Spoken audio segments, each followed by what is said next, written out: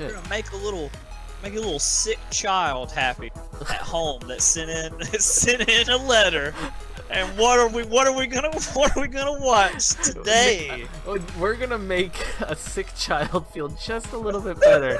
Like this poor little child is homesick right now, listening to this podcast. So sick.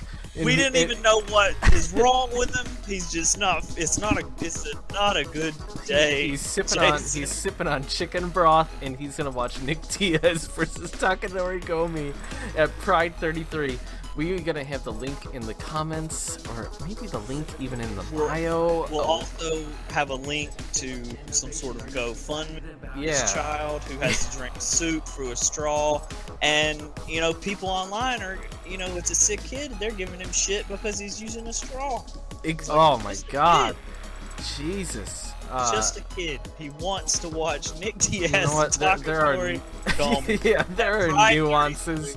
There are nuances. And on top of being sick, this kid is being harassed online because he's got a Twitter account clearly where he's been talking about being sick. And he's in the hospital, so being online is his way to kind of, keep up with today's current events and his favorite podcast.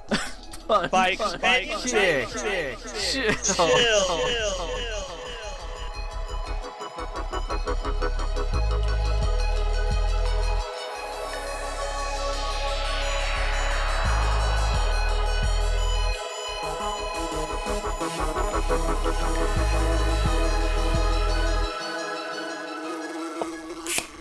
What up, everybody, and welcome back to yet another Sound of Violence podcast. I am Pulver, and I am here with my co-host, Chris Madaffer. What up, dude? Doing well, man. It's interesting having alcohol again. Actually, ended my sobriety, for those who may have forgotten or don't give a shit. It doesn't matter either way, but I had my first beer last night in 25 days almost. That's right, cheers. It was great. Yeah, it almost feels like you can taste everything in the beer. But then again, if you're an alcoholic like me, I feel like you can't enjoy beer anymore. That's not true. You can still enjoy beer. It's that's good. We're still allowed to enjoy beer because I am drinking a fantastic sour. You aren't drinking tonight, right? I am not. No. What are you drinking? Anything? Water? Yeah, the Writer's Choice LaCroix sparkling water. Ah, of course. I should have known. You mean hipster's choice, right? Yes. And or white people choice, really. It's white people's choice, pretty much. And I saw some stupid meme someone put on Instagram where it's like, what would you rather drink than a LaCroix? And someone said, I'd rather have sewage water in my mouth. It's like, okay. Wow, that's pretty aggressive. Yeah, it's very aggressive. I mean, it's only sparkling water, or as some of the Europeans call it, gas water. So who knows? That's right. It's the gas water. Gas water. So, yeah, Americans just aren't a fan. So. Yeah, man. Well, they're fucking up because it's legit. So I'm actually drinking Crooked Stave's Petite Sour Rosé, which is fantastic. Crooked Staves is the name of the brewery? Yeah, Crooked Stave is... I'm trying to remember where they are. I think they're California. That's a cool name. I'm not positive, though. Yeah, it's fantastic. They do really good beers. I got it at Bedmo for, I think, like $5. And it's a fantastic sour. It's super dry and super tart. So I recommend that. And you know what? I forgot to announce this. First off, we should start at the beginning. We're not a beer podcast. We're the Sound of Violence podcast. Every week we tell you about the shows you should catch, skip, and can't miss, or the MMA shows, I should specify, as well as we try and let you know a new show that you should check out. And we actually are going to have a little bit of a new segment this week, so look forward to that. But back to our Doug Stanhope presents Papa Vodka presents our sponsors. I think I did that in the wrong order, but that's fine. I think they figured it out by now. Oh yeah. If you haven't, oh boy, go listen to the Dan Stanhope. Go listen to the Doug Stanhope podcast. The Dan Stughope. That's right. Yeah, exactly. Go listen to that podcast where they talk about how 3/4 of the room was statutory raped as kids. Yeah, that I remember you mentioned there. He mentioned that before, and that shit gets dark fast. Unless it's Doug Stanhope's podcast, in which they're dying laughing the entire time while they talk about it. Yeah, touche to that. So I got to the sour. I actually have a couple other things. I have a Firestone Walker Pivo Pils, which is one of the best Pilsners around, and I'm a big fan of it. Have you had it? Yeah, what color is the can again? I'm trying to remember, like, the label. I've only had it in a bottle, I think, but it's bottle? it's the silver with the Yes. green hop leaf on it. Yeah. Dude, that one's great. I It's remember that. really tasty. I'm a big fan of it. So I got that, and then I also have a bottle of Seagram's VO Canadian whiskey, a blend. Okay, yeah, because I know it's weird. I forgot Seagram's is kind of like a jack of all trades when it comes to spirits. Yeah. Like they made. I mean, at my work we just have the vodka, but yeah, I always trip out that they have their whiskey too. Not only do they have a whiskey, the bottle I'm holding is actually from 1966, according to the right. stamp on it. So I'm going to take a shot of this, which I have not done yet, and I'm not really looking forward to. But while I pour, here, I'll pour it. I don't know if that picked up on mic, but I sure hope it did. I heard it. All right. So I poured a shot of that. Why don't you get us started with the MMA podcast you think people should catch this week? Well, I try a dusty-ass shot of Seagram's from 1966. So I didn't listen to the entire podcast. That is my catch. But the MMA Hour with Luke Thomas, I listened to the first probably like 30 minutes of it. I thought it was. Oh god, that's not good. Not Luke Thomas. I meant the fucking. No, Seagram's. I know. I can like tell by the dusty way old you were recovering from that immediately. Oh, anyway, back to Luke Thomas. He started off by talking about James Gallagher from Bellator. Ariel's boy. Yeah, Ariel's boy. The 21-year-old Irish prospect. I don't fucking know what you call him in Bellator. Yeah, prospect is fair. Either way, he was talking about fighter identity, just kind of what we've heard before, how you present yourself, how you... Basically the difference between your fighter persona and how you act in the ring, yada, yada, yada. He's talked about how Gallagher's been nothing but cordial and kind to him. You know, it's all the game bullshit, but either way, yeah, like we mentioned, I think last week briefly, right? Gallagher was basically in American Ricky Bandejas' face during the introductions and swiftly gets knocked the fuck out. Got sweet chin music to the face. Yeah, that was... It made SportsCenter's top 10. I heard that, which is hilarious. Yeah. As a lot of people online pointed out that I really appreciated, I get that Ariel is like trying to coddle everyone from SBG and everything like he always does, but talk shit, get hit, bro. Yeah. That was one of the better instances of that. An interesting point that Luke made was that the majority of most athletic and talented fighters, where they rely on athleticism or say it's just skill in the martial art aspect of it, they reside in the 155 and 170 pound divisions because he believes most of those guys were too small to play major sports. Mostly football is American football is what he's referring to. Super fair point. But they keep all their athleticism and rage, as he put it. He mainly uses Michael Chandler as an example for lightweights, kind of welterweights. Tyron Woodley is a good example because Woodley, he's 5'9". He's just too small for just about everything. If he played too stocky American for basketball, football, he'd be what they call a third down back or a gadget running back. Very stocky, like powerful legs, could probably run really well, but you're not going to be an every down back. You know what I mean? Right. You just don't have that physicality. You don't have that height. You know. Dudes are just going to walk over you. Yeah. But yeah, I like that point he made because I hadn't thought about that. And yeah, I'd say a majority of the guys at 155 probably are 5'8" to like what 5'11". 6 foot. Well, there's a couple guys at James 155. Vick, but Yeah, we'll get he's to a later. freak. Fucking all 6'3" of him or whatever. There's a new one, or no, Oka Sasaki's like 6 foot, and he's a 145er. No, Oka Sasaki is actually 5'10" and he's a 125er. Oh, that's right. There's a 45er that just showed up though. That's his name huge. is Zabit Magomed Sharipov, and he's 6'1". And looking for an opponent like a motherfucker. Did you see who wanted to step up? Yes, of all people? the greatest fight in all of history, and the UFC won't let it happen. All of 5'3" Hooks for days, John Lineker versus 6'1" Zabit. As the co-main event would say, #would watch. I don't hate John Lineker's chances in that fight. How about that?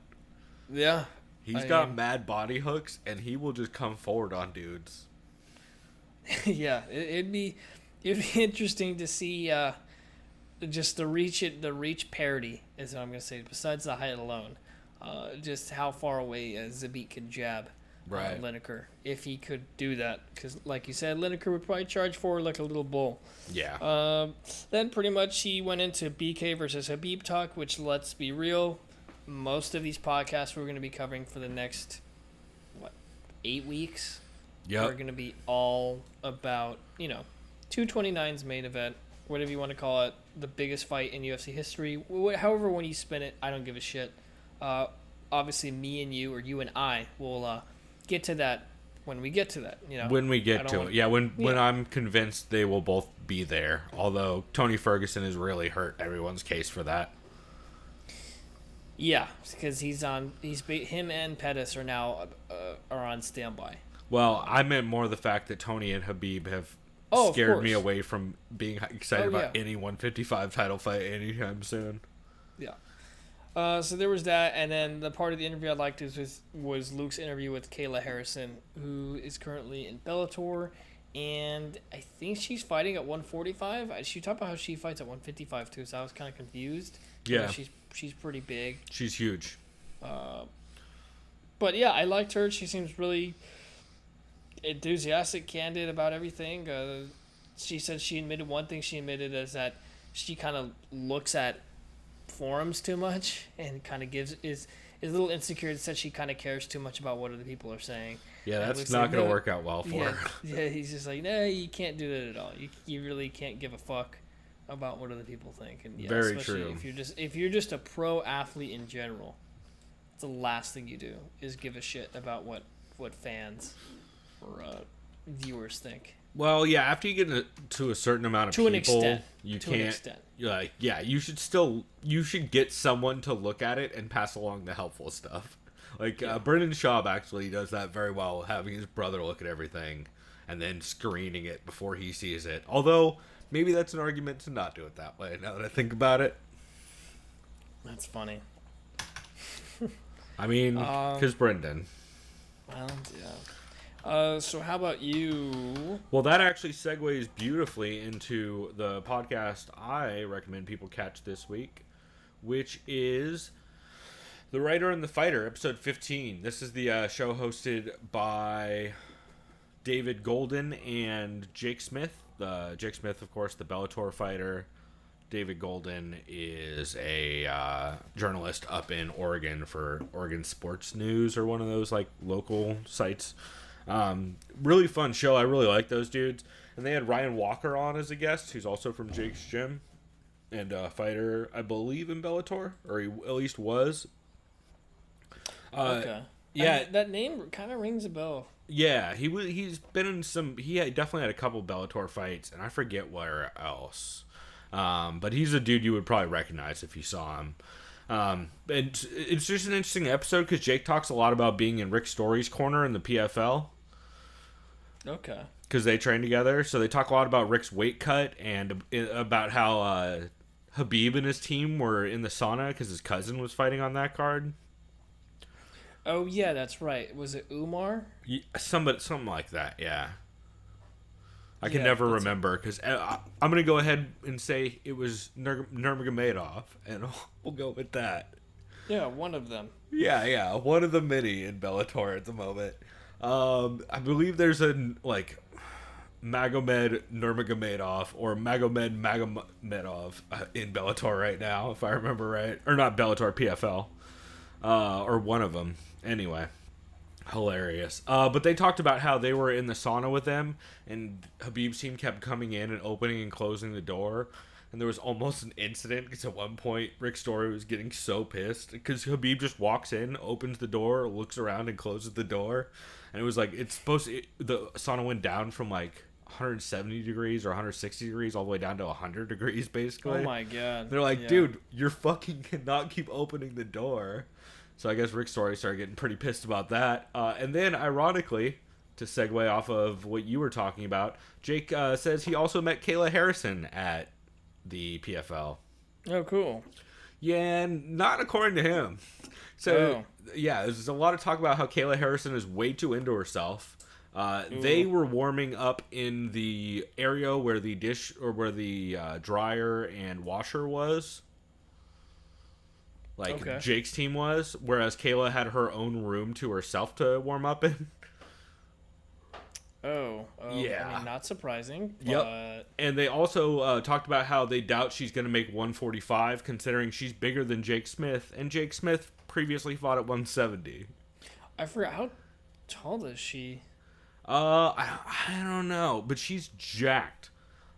She's pretty tall. Here, I'll pull her up, but she is pretty fucking tall. Yeah, because based on she says she doesn't believe in like cutting weight. She's 5'8", so that's pretty tall. I mean, that's like manageable for 45. That's like around what Cyborg is, I think. But she's Holly Holm is 5'8". I think Cyborg's 5'8" too. Yeah, they're all right around that size. But she's super jacked. So yeah, Jake says like walking around next to her, she was way bigger than him, and he like makes 155 barely, but it would never be able to make 145. So they think a lot of that is probably just her talking, but who knows. They also suggested that maybe she fights Gabby Garcia, which I thought was fun. That could be interesting. That could happen. Fucking Japan is crazy. Yeah. It's weird. I feel like this is either a really good idea or a really just underwhelming idea. Yeah, for sure. And the other stuff they talked about, it was pretty interesting. They talked a bit about Gallagher getting TKO'd, or getting KO'd, rather. And Jake even brought up, Jake was actually the one that said, talk shit, get hit. Like, listen, if you're going to come out there and talk all that shit, you're going to get shit back. And it's crazy that a lot of the media is being, like, kind of babying him. Yeah, I think it's just because he's part of the gym that he's at. 100%. No one wants to, like, say anything bad about a SBG member just on the off chance they don't get an interview with Conor because of it. Yeah, well, because you already know so many people tried to probably reach out to BK and say, hey, what do you think of your blah, blah, blah teammate? And 100%. And you know, like, Kavanaugh is real sensitive and on social media constantly, so. And then after that, they talked about Chris Sunshine losing, who trains with them. Chris Sunshine Williams? It used to be Williams. He changed it to, like, Lincioni or something like that. Because his stepdad was a Dick, and that was his stepdad's last name. So he changed it to his grandfather's last name, which is I would change it to my bloodline. Yeah, it's the most legit reason to change your name probably ever. So that's cool. But yeah, Chris got worked in the fight against Talon Claxton, and they talked about that, and they talked about how Chris, I believe Fabiano Scherner, the coach down at that gym, who's also Chael's coach and all those guys, he says about Chris that Chris is like one of those chihuahuas that just keeps yapping, and then you throw it against the wall as hard as you can, and it's just going to come back over and keep yapping at you. So Chris is definitely like, he's one of those dudes who just talks a ton and is not, even if he's getting his ass kicked constantly, is not going to stop talking shit. It's just who he is. If you want to be fancy, you can call him loquacious. Exactly. Yeah, those people are either you need to tell them to be quiet, not that you would tell someone like that to be quiet, or you kind of just ignore them. Yeah. Or you just learn to enjoy it. You learn to enjoy the crazy.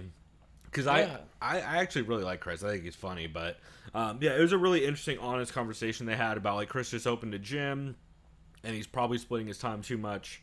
And he, like, if he wants to get serious about MMA, he probably needs to focus on that because he's 1-2 right now in Bellator. So, interesting commentary from them on their own teammate. And Jake's very candid. He's one of those dudes that isn't going to hold back. I like that. I like that you can kind of just have your own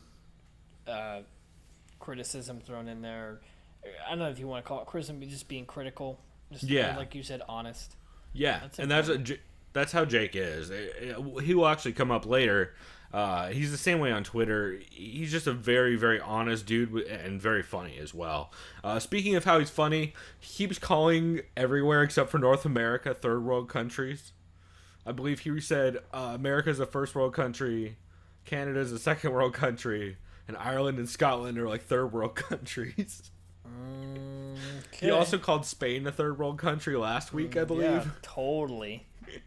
It's the clearly Netherlands too, right? Yeah, it's clearly a bit, but it just caught me off guard and was pretty funny, so I figured I'd mention it. But yeah, overall, just a really fun show, and he had very honest dialogue from dudes. Also, Jake announced that he's injured and going to be out again for a while, which he hasn't fought in a while. That's a shame, but it happens. It's part of the process. Yeah, he's been having issues with his hip and his leg. I don't know if it's his leg or his hip slightly dislocating, but it's not good. Whatever it is, so he is working on that and hopefully going to return. And actually, that'll come up later in the show. But why don't you get to the show you recommend people should skip this week? Eugene S. Robinson style disclaimer. Just because we're saying to skip your show this week does not mean that we hate your show or that we hate you or that this show is never worth listening to. It was just that the time it took to listen to this episode was not worth the time we spent. So, coincidentally, now that you just mentioned him, If I Did It was kind of like a half skip. It was like a half skip, but it was also there was some good jokes in that one. I feel there were some good ones. I just mainly kind of said half skip because they mainly talk about what is a money fight to Dana, to the bald one anymore, and it was mainly just talking about BK and GSP, and I was like, I kind of don't want to talk about that until like after October 6th. Yeah, you know? It was a lot of that. Yeah, I mean, I'll always give them a listen either way. But yeah, half skip for me. So I could definitely see that. They talked about a couple interesting things in that show, but like there's a lot of just Eugene telling crazy stories. Also, shouts out to Trevor. Yep, he says hi. I had a. No, he's fucking with you. He said what's up to Trevor. I tell him what's up. Yeah. Hey, audience, you can tell Trevor says what's up. That's what's up. That's little Trevor, who we'll have back on soon for a commentary for sure. Hell yeah, man. Cool, man. Well, yeah. So my skip for this week it's kind of a skip. Here's the thing. I really like MMA Junkie Radio. I like it a lot. All right, so we are back. Sorry, Trevor needed to make dinner and then jacuzzi like a posh white boy. So we are gonna move on forward. Like I was talking about with MMA Junkie Radio, I really like that show, but they were off for a couple weeks because the Mandalay Bay Sportsbook was being remodeled, which I believe it still is, but I believe they took time off also. Anyway, they're back, and I just had trouble with a lot of the shit they talked about in this show. Like, they talked about being off.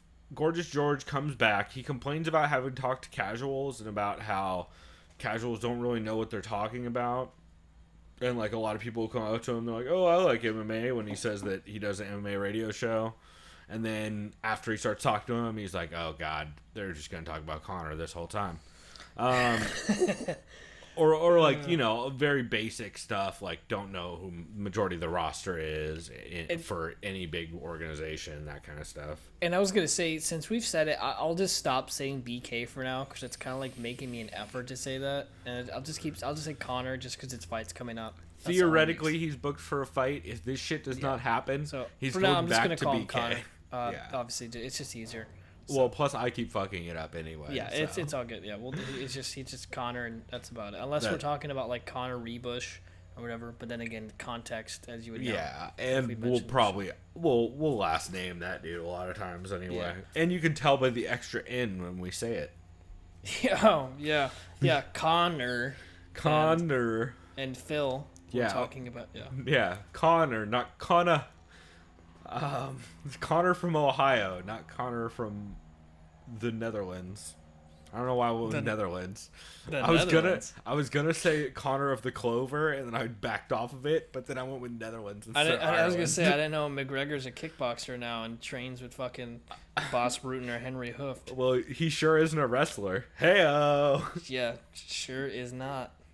Anyway, so yeah, so Gorgeous George goes on this big thing about how like, oh, it's tough talking to casuals. They don't know what they're talking about, and then. These are the next four things he talks about. 5 things. Actually, the rest of the show. He talks about Dana saying that the UFC is worth $7 billion, which is hilarious. Let me guess, because of ESPN? Oh, that's the reasoning. Yeah, because Dana's saying like, oh yeah, da-da-da-da-da. We signed this giant ESPN deal, even though it was for $1 million less than we were hoping to get out of it, as projected when we sold this company. But now somehow that just adds on to what we sold it for. Then they talk a lot about Ronda and WWE. Oh boy. And then they talk about whether Travis Brown's going to move over to pro wrestling. Good for him. I don't think he is. I think that's just wild speculation about pro wrestling on a fucking show called MMA Junkie Radio. And then second to last, they talked about UFC 229, Conor and Khabib. Of course. And then they talked about Manchester United games for a while. Oh boy. That was their podcast after he opened it complaining about casuals. Let's talk about casuals, but be casual. Yeah, like what the I get that they are too early in the week when they did it to be dealing with like actually talking about Lincoln, since they have 4 more days to talk about UFC Lincoln. But oh, I see. So they just recorded it early in the week. Well, because no, they do a daily show. So what the fuck am I? They do 5 shows a week. So okay. When you have to cover 4 more shows that week, you probably don't want to talk about the show that weekend on the first day. I get it. It's also their first day back. I get it. But Jesus Christ, that was just I just found it very funny that was the path he took with that show that day. So yeah, I don't know. So I like that show a lot. I love the listeners. I think Gorgeous George and Goes are very personable.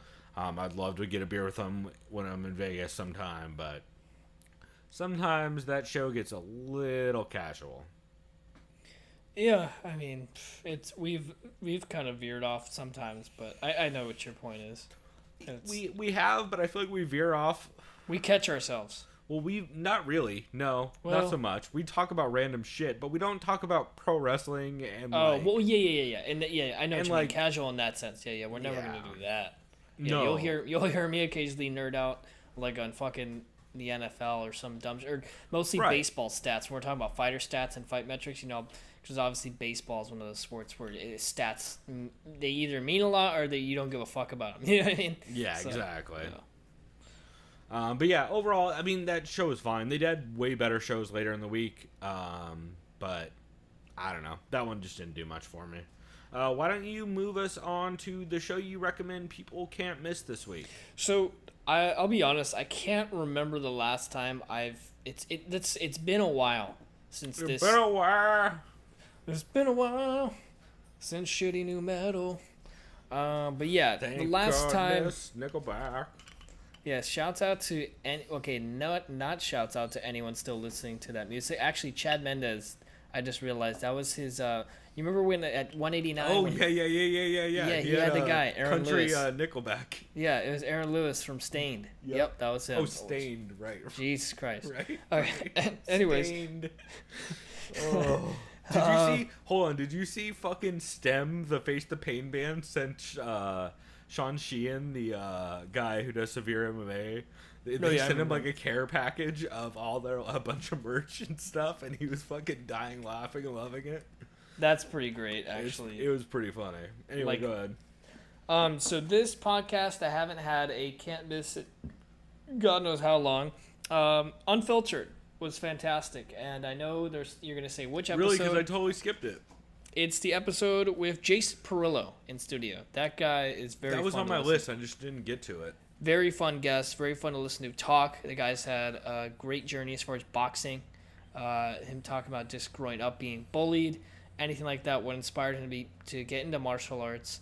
Yeah, he was great on Bisping's podcast, Believe You Me, in the past, too. Yeah, he has a lot of similarities to Bisping, and I think that's probably what caught Bisping's attention as far as what gym am I going to go to now that I live in the States, was Perillo had eye injuries because he was a boxer.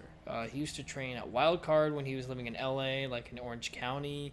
He had, like, double vision in his left eye for a long time. That's interesting. I forgot all about that.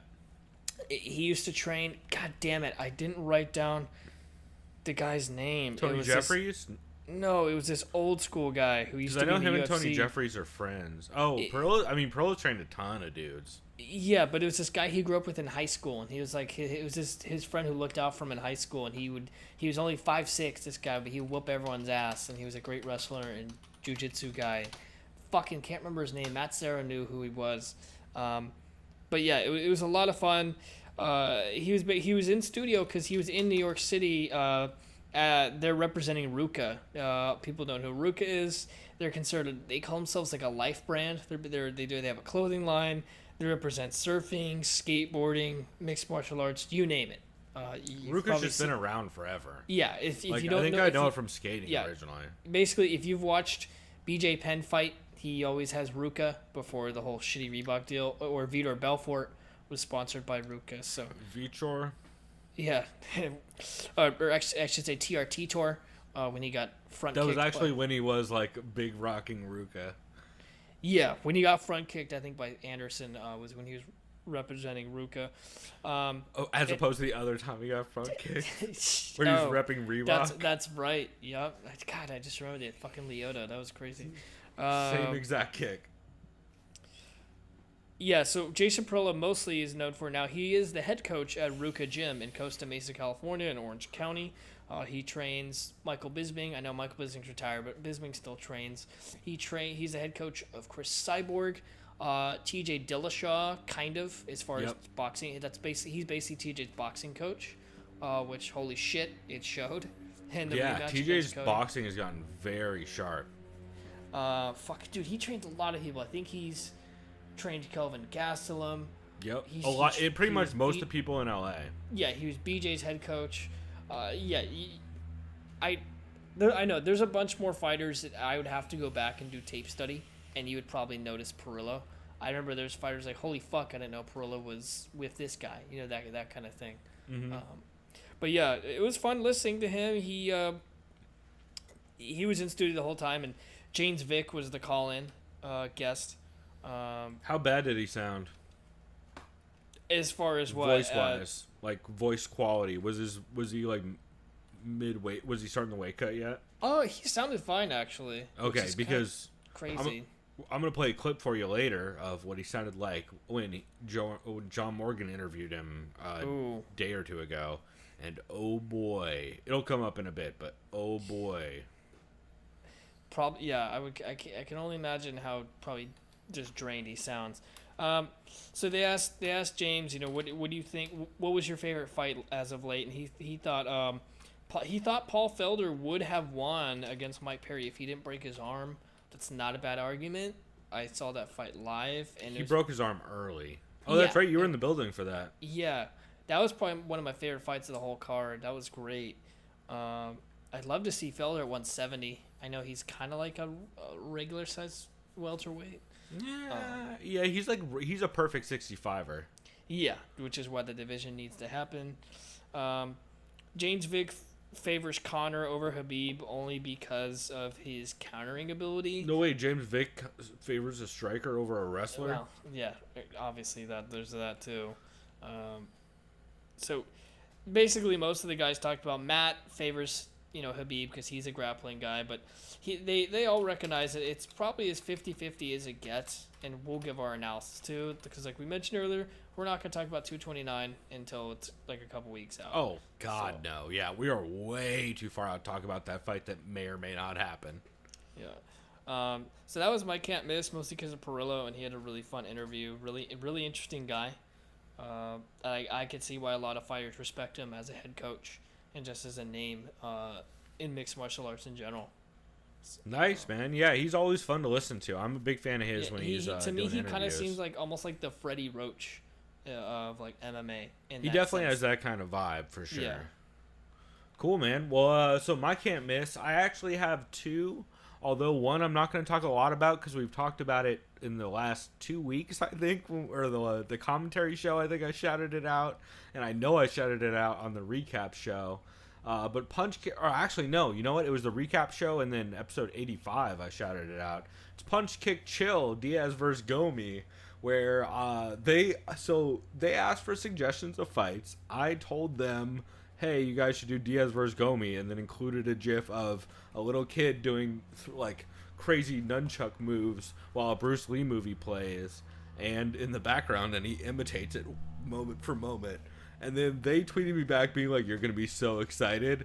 And it turns out, you guys, I am the sick kid who they referenced, that they're hoping that by them watching Diaz versus Gomi, that they're going to help out the sick kid in the hospital. It's just a weird fucking podcast. So they start off the sick kid thing. They watch Diaz versus Gomi. There's some time travel at some point in the episode. They use a veto. What does that mean, using a veto?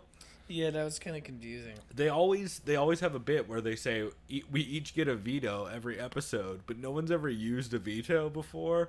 But they used a veto, so if you're ever curious what that was about, it cracked me up. And then Justin's skin turns inside out at one point. That was pretty weird. It's a whole thing, but it's a heck of an experience, and I highly recommend people checking it out. But that is my side can't miss, since I've already talked about it a ton. It just cracked me up. My real can't miss is MMA Roadshow with John Morgan. Also, the Punch Kick Chill is the clip you guys heard in the intro of them talking about how they're watching the Diaz-Gomi fight for sick kids. But the MMA Roadshow is going to be our upcoming clip on the break. John's in Nebraska on site, and he does interviews with a couple guys. He starts out with an interview with Vick about his Vick is sounding so goddamn rough because of his weight cut. John says it's something that always happens. Vick always sounds terrible during a weight cut, but he sounds fucking bad, and I'd never heard it before because I guess I hadn't paid attention to Vick on Fight Week interviews before. But good God, his voice is raspy as shit. Does it just sound like he's gonna pass out or fall asleep? Not even that. He just sounds so dehydrated that his vocal cords just sound raw as fuck. Oh, like post-concert having yelled for an entire night, kind of rough. That reminds me of Darren Till sounded just like that when he was attempting to cut weight for the Wonderboy fight. Yeah, it's like that, but it's very upsetting to hear. He does mention, actually, I'm going to save talking about that since that is the clip. Yeah, his voice is just so hoarse. But he still has a fairly personable interview, and he does say a couple times during the interview, hey, I just came out of the sauna. Sorry I'm sweating so much, because evidently he's just pouring sweat, which is a good sign, because that means he's not fully dehydrated. He's still sweating, you know? So I don't know how much it should be read into, but it was interesting to hear, and John talked about it pretty candidly. And then Michael Johnson comes on to talk about staying at 145. Interesting talk from Michael Johnson, because he talks about he clearly wants to go back up to 155 at some point, but he's talking about how he has unfinished business at 45 and needs to kind of have some better performances. Yeah, I mean, he looked good in that fight against Darren Elkins until, it went to the ground. He looked great in the first round. He won the shit out of that first round. He was beating the shit out of Darren Elkins. But also, that's kind of how every Darren Elkins fight goes. Yeah. Yeah. He's always involved in some sort of damage, whether he's giving it or receiving it. That's right. They don't call him the Damage for nothing. Yeah, I mean, I just kind of. And he doesn't have it tattooed across his fucking chest for no reason. Yeah, he's probably gonna sound like Rocky Balboa soon. I hope not, but yeah, he's already starting to a little bit. Then Andre Touchy-Feely comes on to talk about a future commentary we're gonna have to do about the weed movie he's in. That's right. I remember you mentioned that before, and that's gonna be really bad, which would play into our theme. Or maybe not so bad. So yeah, it might be okay. It's called Green Fever. It's definitely on our commentary list now, and I'm curious to see how it went. Faber. So here's where it starts to sound like we might have a good movie on our hands, Chris. For our, when I say good movie, I mean for our purposes. It's because it's a weed movie that's called Green Fever, where someone takes over a grow house essentially, and Faber is producing it. Wait, was this the one that Kevin Smith was involved in, or no? I don't know. I wouldn't imagine, or else they would have said that. I would think. But yeah, evidently Andre Fili plays a. I think Faber came up to him and said something along the lines of, "Hey, we need someone to play a like sketchy, or a sketchy cousin who trims weed." And he's like, dude, I got that role covered. I know all of those guys. So he said he basically was playing a bunch of people he grew up with, which was pretty hilarious. And now I really want to see that movie because I have a feeling it's going to be real fun. Yeah, I just looked it up on IMDb. There's like no poster or anything, but it just says the synopsis is a medical marijuana grower and his pregnant girlfriend fight for their lives when dangerous criminals enter their property to rob them. Yeah, it's a thing. Yeah.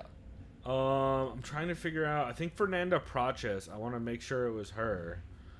Oh my god! I just realized Bryce Mitchell looks a lot like Danielle Rando. That's a reference no one will really understand. Go check out Danielle Rando. I think she's over with Vice Gaming with Waypoint. But where is it? Shit, maybe it wasn't Fernanda Proches. I thought it was. Anyway, someone tweeted out a quote from what's his face in that. Oh man, looks like it wasn't her. Anyway, someone tweeted out a quote from Andre Fili in that interview with John, where he says something along the lines of, "Oh, well, yeah, you get typecast in movies. Like, I have neck tats, so I'm never..." Or, I think he said I have throat tats, so I'm never going to be able to play a dude who is, like, a young dad. But I can definitely play a dude who, like, robs a young dad. Of course. So, I thought that was a lot of fun. Yeah, Andre Fili's just very likable. Also, shouts out to his dope rap career, if you guys don't remember that in an earlier episode. Yeah, I remember that. Oh boy, I love when MMA fighters rap. It's the best. There's nothing bad about that ever. Okay, I'm just gonna keep moving on. John does preview UFC Link in a little bit. He talks about how Brian Barberena he asked about Brian Barberena having his nails painted, and Brian said it was from his daughters, and he's actually out in Arizona, even though he bought a farm out in rural Tennessee. So Brian is actually, he normally has his daughters paint his toes. It's like a thing he does. But since they're out in Tennessee, he actually Skyped them and asked them how he should paint them. So they did it over Skype, which I thought was like, that dude's so likable. It's That's hard pretty not to. great. Hard not to like that dude. Plus, you he's always at the like lab. in sports when people have their mantras or some sort of like rituals, as you would call it. Like, I mean, baseball is probably the most superstitious sport. Oh, well, that's because you're trying to hit a fucking super fast moving object with a tiny ass bat, and no one's allowed to do steroids anymore. It's like, that's why steroids. You know what I mean? Like, that sport is already so difficult to play, even though haters will be like, it's not a sport. Yeah, okay. Because, their argument is that, like, a fat pitcher it's more of a skill sport. You know what I mean? Like, it takes skill, like an ability. Yeah. I mean, you can make baseball better in one day by just giving them metal bats and giving everybody 2 points for if they hit it out of the park. That's the thing. If you use aluminum bats, you'd have to wear face masks, which would be... 100%, because otherwise people are going to die. Yeah, you'll die. Everybody wears football helmets, and then you play baseball like that. Yeah, you give them aluminum bats. Instead of usually the average center field wall being about 410 feet, push that shit back to 600 feet. No, I got a way better solution, because you still want regular runs, so you leave the regular wall, but it's 2 points if you get it out of the stadium. Okay, yeah, that's pretty sick. It's like Vince McMahon. This is how Vince McMahon's gonna pitch baseball soon. I'm pretty sure. Oh God. It's the XLB. Yeah. The MLX. Yeah, something. Yeah. The XLB. It'd be the XLB, Extreme League Baseball. Yeah. 100%. Big fan of that idea. John does mention that Colby had injured ribs in the loss to Worley. Evidently, when Colby was walking out of... Oh, sorry, I wanted to get back on topic, or else we were going to start rambling. So Colby, evidently, when he got out of the cage and the loss to Worley, he specifically said to John Morgan while he's walking past press row, my ribs were fucked coming into this fight. Wait. Worley Alves meaning like a long time ago, or RDA? Yeah, a long time ago. Okay, Worley was Colby's last loss. Yeah, he got like rear naked, right? I think. Yeah, he got caught. Okay. But yeah, that's John just brought it up because it's something that people hadn't heard, and I hadn't heard that either, actually. So that's pretty interesting. Take it for what it's worth. Could just be excuses, or it could be whatever, but interesting nonetheless. And then he talks a bit about James Krause moving up in weight and fighting Worley Alves. And Krause he does a quick interview with Krause. Krause is lobbying pretty hard for 165 division, which is like, he's another one of those dudes that would fit perfectly in it. And 155 is so fucking stacked. Even if you made a new weight class between 155 and 170, there's so much goddamn talent in those weight classes. I don't think it would hurt either one that bad. And you would have a lot more people that could do both. So... I don't know. I think it'd be interesting, and it's crazy that they haven't implemented it yet. Doesn't make any sense when they just keep giving interim belts out, but they refuse to make a new weight class where they could literally have another belt for pay-per-views. 100%. I don't get it. They just want to be able to control the fighters more. That's all it is. What did Dana say? Didn't he say something recently like, "Oh, I don't give a fuck how I talk to my fighters," or something like that? That's paraphrasing, but he essentially said something along the lines of, "There's a real I talk to those guys the guys I talk to that way is for a reason, because they are basically they deserved it. Yeah, they had it coming. It's like, thanks, boss. Yeah." Well, this is also the guy who's a big fan of Greg Hardy, so I could see how he'd be a big fan of the idea that they had it coming. Come on. Pow, pow, pow. Shots fired.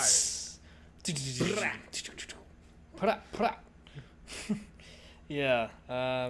Fucking goddamn it, Greg Hardy, you motherfucker. I know. Worst person on the planet, maybe. That's not true. Worst person in the UFC, though. 100%. Well, not in the UFC. Worst person under Zuffa. Is it even Zuffa anymore? It's not, right? I don't know what it's called. He tried to call things Zuffa boxing, so I'm confused as to what... I haven't looked at the last segment of a pay-per-view or a broadcast in a long time. I wonder if it still says Zuffa. I assume it does. Maybe not, though, because that's Fertitas. It might just say... Does it say WME at the end of pay-per-views now? I need to look this up. I'm going to look this up on the break. Dude, I have no idea. That's actually a really good point. I'm going to look this up on the break, because I just realized I've never sat to the end of one of the recent ones. Interesting. Or maybe I haven't, I just haven't noticed, but anyway. And John was in a bar drinking Coors Light all week. So that was my only other note, but just a fun episode. John Morgan is a goddamn gold mine. While he gets some criticism for being kind of a shill for the UFC just because he gets so much access, and he does talk to Dana and doesn't... He's not one of those dudes who, on air with Dana, will try and throw shit in his face and get into confrontations. But if you listen to his podcast, he doesn't hold back about his opinions on the UFC or bad decisions they're making. So I think he kind of is underrated in the... Because I saw people comparing John Morgan to Kevin Iole recently, and I'm like, good God, man! Kevin Iole is literally just a mouthpiece for Dana. Yeah, but and John Morgan, isn't he from fucking Yahoo? Yeah. Exactly. It's a great fucking point. You're a goddamn... You're going to school for journalism. Yeah, no, that's why, I remember that name, and then literally the only reason is because, Yahoo. All right, who's next? Basically, Yeah. Yeah. You mean the most credible? It's like working for AOL doing sports at this point, right? There's a reason why, and this is just fantasy sports, why I used to be in a league. It was my brother's friend's fantasy football league. They used fucking Yahoo. Don't ever use Yahoo for anything. Just don't do it. Yeah, no. The fuck? Especially for fantasy fucking sports. Use ESPN if you're going to use a fucking actual... Yeah. Or use Magwar if you're doing MMA fantasy sports. That's right. Because Magwar is fucking dope. And also, I talked to Lawfitz, who's in the process of trying to get me my mug. Their store is down at the MMA community, evidently, so... Oh, I think that's what he replied. I got an email noticing he replied. Yeah, he probably hit you up, too, yeah. Yeah, because they're having trouble with their store right now, so he's no worries. like working with good. them. That's what I said, too. But yeah, he has Vick in the spoiler alert. He has Vick in the fantasy league that we're in for the MMA community, and I have Gaethje. So he hit me up. He's like, Gaethje is a strong. I'm pulling it up now. That's right. Yeah, that's like one of those strong knockout. He's like, that's a strong knockout pick right there if I've ever seen one. Like, you're goddamn right it is. We will get to that in a bit. Did you listen to any new shows this week? Unfortunately not. Man, for me, I didn't give myself enough time. It was weird. I had mostly morning shifts, and they flip-flop with, like, fucking night shifts, and I was, like, clopening. You know how fun that is. So yeah, it was kind of fucked for me to kind of try to binge listen. So unfortunately, not a big deal. I didn't get to any new shows, but I will make up for that for next week. Yeah, and it's not a big deal. There actually wasn't a ton of content put out this week, it feels like, compared to, like... I think everybody still took this week off like they did the last week. Since I feel like a lot of shows put out a show the week we did the recap, but not the week we did the commentary, or this week. Seems like a lot of people still aren't back from break. I know Luke Thomas announced he's out until September, so MMA Fighting's podcast content is going to be dead as shit for the next little bit. Yeah, I mean, it's reasonable when we see stuff kind of just settle down or kind of just take a little back seat. 100%. I mean, there's a reason why we also take weeks off and we also do the commentary show. I was going to say, I noticed the next fight is the pay-per-view, so next week there's nothing UFC going on, right? But I really? Can't remember. Yeah. I thought you might be right. Yeah. The next event is 2/28, 2 weeks from now. Oh shit! And the only problem with that is, well, it's not a problem. I'll just have to. I leave for New York early as fuck. Oh, that's right. You're going to New York on the 8th, and I'll be gone for 10 days. So on the 8th, I probably won't be able to do. I'll try my best to do. Oh, dude, we can do it on the 6th or something if we need to. We'll figure it out. Okay, but yeah, most likely I don't think I'll be able to cover a preview for Hunt versus Olenek, unfortunately, because I'll still be in New York. I can try. Yeah, we'll figure it out. Like, worst case, you can throw a mic in a backpack if you have to. We'll do a quick show. I'll figure it out. I think I'll just bring the mic with me. So that's what I'm saying. It's small enough. You can make it happen. But we will figure that out off air. But so I did listen to a couple news shows. They were. Let me just get into them. So Jersey Boys, an MMA podcast, did a UFC Fight Night 135 breakdown where they're from Jersey. It's hosted by Mike, CG, and Steve. Although evidently that's not the regular lineup. So this is probably not the greatest example of what that show is like, since it's not the regular lineup, but I kind of liked it. They break down fights and they give DraftKings picks, which is interesting. Cool. Yeah, it's interesting because DraftKings works totally differently than most betting because of how stats work. Like, so you get points for like significant strikes, takedowns, stuff like that, plus early finishes. So this show is really, really stat heavy, which makes it kind of interesting. All right. Like, there's a lot of talk about... I dig that, though. That's cool. Yeah, it's a very different kind of take than a normal breakdown show where, like, even like what we do, where we talk about, hey, this is who we like, this is what the odds are. Their show is a lot more like, oh, well, Angie Hill is averaging 50 points a fight because of her strike volume, so she's actually a pretty good pick even if she loses, because she's still basing 50 points even on a loss, just from her volume. Stuff like that, which you wouldn't think about, but it's interesting to hear. Couple complaints, the audio, like Mike had crying kids and dishwashing sounds in the background. That sounds like a lot of sounds. It wasn't all the time. It was just mostly early on, but it was there. And it wasn't like the fun kind that Eddie Mercado had, or wait, no, it's Vick, that Vick Rodriguez has.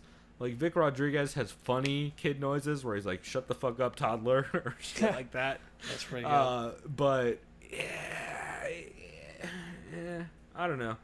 It was a good show, though. They have good breakdowns. They really do a lot of research on the, like, stat side of things and all that. But I enjoyed it all overall. And then the show I really, really liked was I listened to episode 1 of Knights of the Round Cage, which is a show about Bellator that Jake Smith and Tony I'm gonna say Fagnano. It's Fagnano. Fagnano, yeah. Fagnano. It's Italian as shit, so that's why I'm asking you. Yeah, Fagnano. Yeah. No, yeah. He literally is Italian as shit. Like, he's always posting pictures. He's actually from San Diego too. Oh, sick. Yeah. He runs MMA Today, which is he's the editor. I've heard of that. Yeah, he's the editor-in-chief for MMA Today. I believe he's the co-founder. But yeah, him and Jake Smith. Jake Smith, of course, we mentioned earlier, of the what's the name of that goddamn show? Writer and the Fighter. I always almost mix that order up because of the goddamn hooligan Brendan Schaub. But it's just a really interesting show. I've been waiting for a good Bellator show for a while. I mean, Vivisection does the Bellator picks with Zane and Eddie and Vick. But I've been waiting for a good, just like regular Bellator show, and that's what they're trying to be. And by the way, Knights of the Round Cage, great name. Yeah, that's a fantastic name. NIGHT, also. Oh, okay. That makes sense. Yeah, I really like it. I mean, Jake does fight in Bellator, so technically they could do it either way. But it's funnier and just so super fucking clever to call it Knights of the Round Cage. They talk a lot about Bellator 204 in this episode, and how many finishes have been happening on Bellator cards lately. Jake has some interesting insight as to why he thinks that's happening. It's a combination of the matchmaking and of dudes trying to make a name for themselves in a smaller organization, which we'll get into it. But Bellator, as of late, because of how many young wrestlers they're picking up, like, their future is not looking bad. Yeah, I've noticed. I know some of the names you've pointed out to me too. Aaron Pico aside, who's kind of like Aaron Pico. I mean, just on this card, they had a couple dudes who were. I think they had 3 NCAA Division I champs, a Division I runner-up, and a Division II champ just on this card, who are all pretty young in their career. So, like guys like Logan Storley and just a bunch of the monsters in that division. It's gonna be really interesting to see what happens going forward in Bellator. But they talk about the AJ Matthews fight, and Jake does make a joke that it was like Leo versus the Bear and the Revenant, which was brutal but hilarious. They also talk about Gallagher getting smoked, and that, again, we talked about it earlier, but Jake is like totally fine with people shitting on Gallagher, because if you're going to go out and play that gimmick, you better expect some heat if you lose. Oh yeah, you got to expect the backlash and the haters, whatever sort of detractors you have in social media too, because you already know how fucking how much of a cesspool Twitter can be out of all the social, like, Jesus Christ. Well, and especially since the dude's a Conor McGregor teammate, like, I give him less leeway than if he wasn't, just because it's so blatant. It's just kind of, it's like, rough. The most, I'd say level-headed or kind of just keep it. Like, I don't want to say introverted because they're not. It's probably Gunnar Nelson, right? If Yeah, but he's not technically SPG. I was gonna really. say, is he even at that gym? He like sometimes trains with them, but he's mostly at in Iceland or wherever he lives. Yeah, in Iceland. So like that Thor gym, whatever it's called, Thor something or Mjolnir. Yeah, no, Mjolnir. with Thor's Meek hammer. and all, or with Mech and all them. Yeah, I think it's called Mjolnir Fight Team or something like that. Something like that, yeah. Yeah. But interesting conversation back and forth. I really like Tony. Tony's really personable, and Jake Smith is super personable. So it's fun hearing them go back and forth on that. They also talk about Chris losing and what's next for Taiwan Claxton, stuff like that. So I just really enjoyed it. That's definitely a show I'm going to keep up on, and I'm just glad to have a Bellator show around, man, because people aren't even we don't cover Bellator enough, which I'm hoping after this Dazen deal, because that's what the fuck your initials spell. I'm hoping that after the Dazen deal that we are able to start covering more Bellator regularly, because I can't be bothered to watch cards 3 hours after they've happened. Yeah, can't do it, bro. Especially when like you lurk on Reddit and just the spoilers, or just Twitter like alone is. Twitter's the worst. Yeah, I just see gifs of everything that's already happened. I'm like, all right, well, this went how I figured it would. But that was it. Before we get to news and the next segment, I did want to bring up, we had talked about previously, I don't know if we did it on air, I don't think we have. I know what you're getting at, and we did not. Yes, so we have, Chris and I were texting back and forth, and we decided we wanted to do a co-main event inspired segment where we recommend very briefly a podcast for the well-rounded fight fan. Since they're always pitching like books or entertainment for the well-rounded fight fan, we want to do podcasts for the well-rounded fight fan. Since I don't know about you, but I listen to a lot of podcasts that aren't MMA related, but I just never get a chance to talk about them. And this segment, by the way, is brought to you by Pod Gods, the podcast, because my buddy Gio and Giovanni. Wow, actually, I'll get into the sponsor in a second. Do you have a recommendation for the Well-Rounded Fight Fan podcast this week? Yeah, so I have one main one and kind of have a secondary one. Me too. So my main one, and I always listen to this podcast pretty much every morning when I go to work or every night, is Bill Burr's Monday Morning Podcast. Yeah, there's a lot of them. I've listened to that show since he was recording him on a phone in his car and on his like fucking Nokia brick phone in 2006 or whatever. Yeah, I think he's been doing it since 07 or 08. I can't remember, or officially. I think it was like 06. Okay. Fucking Billy Buh. Yeah, Billy Freckles, Billy Blue Balls, whatever you want to call him. That's right. Right there, Fred. Yeah, that's still one of the greatest episodes he's done. I can't remember this guy's name, but Dudley Do-Right, looking like a state trooper. You know, that's just the best state part. Trooper. How he just kind of just embellishes or yells, like just away from the mic. Yeah, which I should get better at. Whether it's ZipRecruiter or whatever those, you know, those ad reads he does, this copy reads. The other podcast I listen to, since it's fantasy football season, it's either the Fantasy Footballers, which is a fantastic podcast if you're into fantasy football or just in sports. And if you're into American football, Dave Dameshek has a fun podcast. He's Dave Dameshek. Yeah, I love his podcast. I think it's hilarious. He's a big NFL personality. He works for NFL Network. He's a writer occasionally. I think he's funny. That is a perfect segue because Dave Dameshek is hilarious and a good friend of Adam Carolla, who the Adam Carolla Show is one of my picks for the well-rounded fight fan this week. Speaking of my buddy Giovanni Giorgio, who is the inspiration for this segment, he does a show called Pod Gods, which Pod Gods is a podcast about podcasts, which is kind of the inspiration for this show. I'm good buddies with him. He's a fucking sweetheart. I've known the guy forever now, it feels like. I was actually just texting with him the other day about the best of stuff that he's been doing for ACS. So he called into Adam's show like he normally does and did a segment with him about the upcoming best ofs. And all week long they've been running best of shows that Gio edited together from old podcasts. And it's just fantastic. It's a great way if you want to catch up on that show or kind of hear a bunch, of good interviews on it. I highly recommend checking him out because it's hilarious. Adam Carolla is probably the reason I listen to podcasts. He's the first podcast I subscribed to.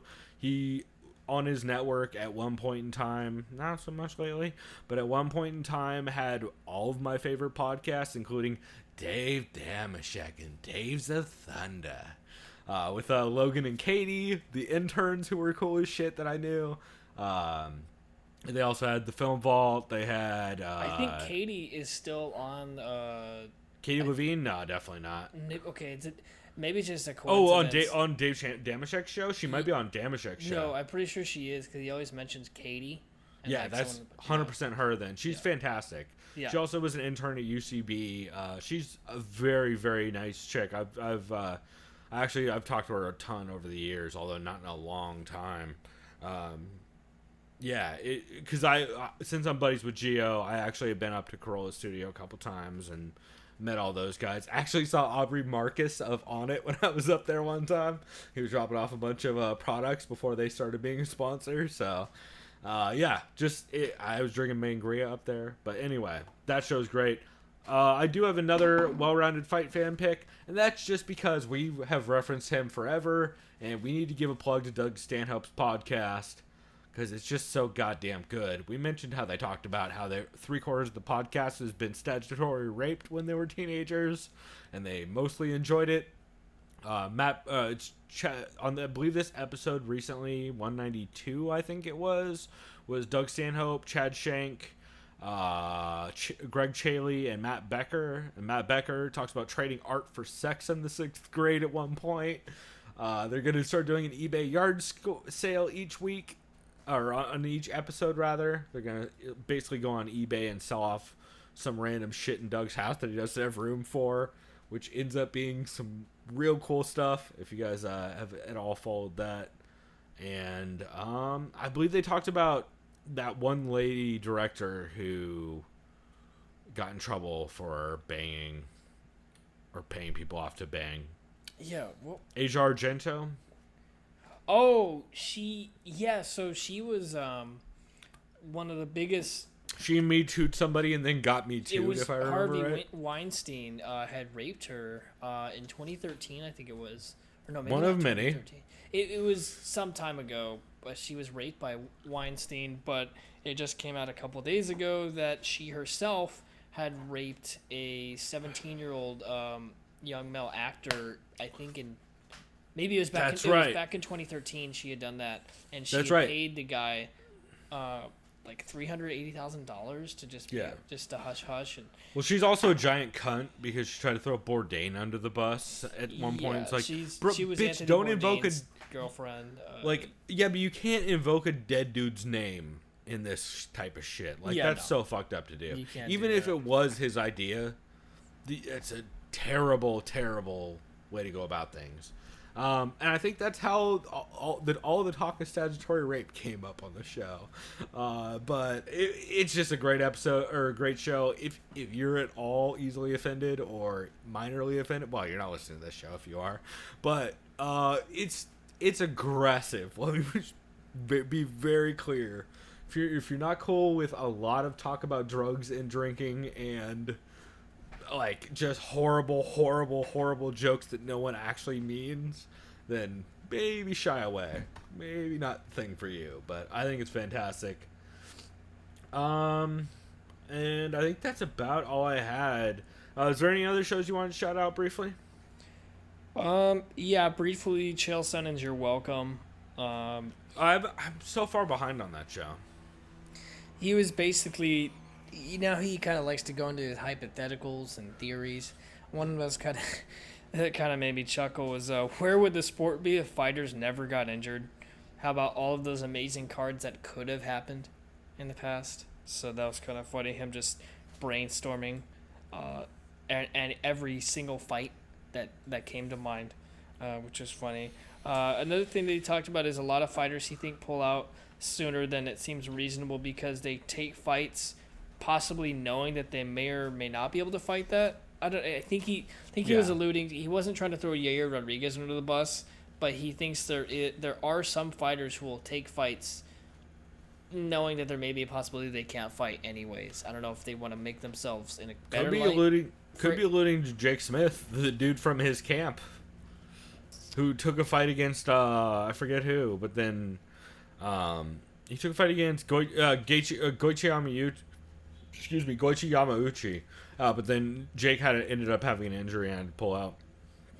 It's possible. And then lastly, he talked about how excited he is for Amanda Nunes to finally fight Chris Cyborg. Because Chris Cyborg is someone you never call out and want to fight.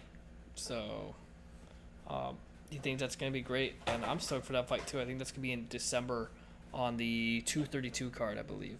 Yeah, that fight should be fantastic. I'm very excited for it.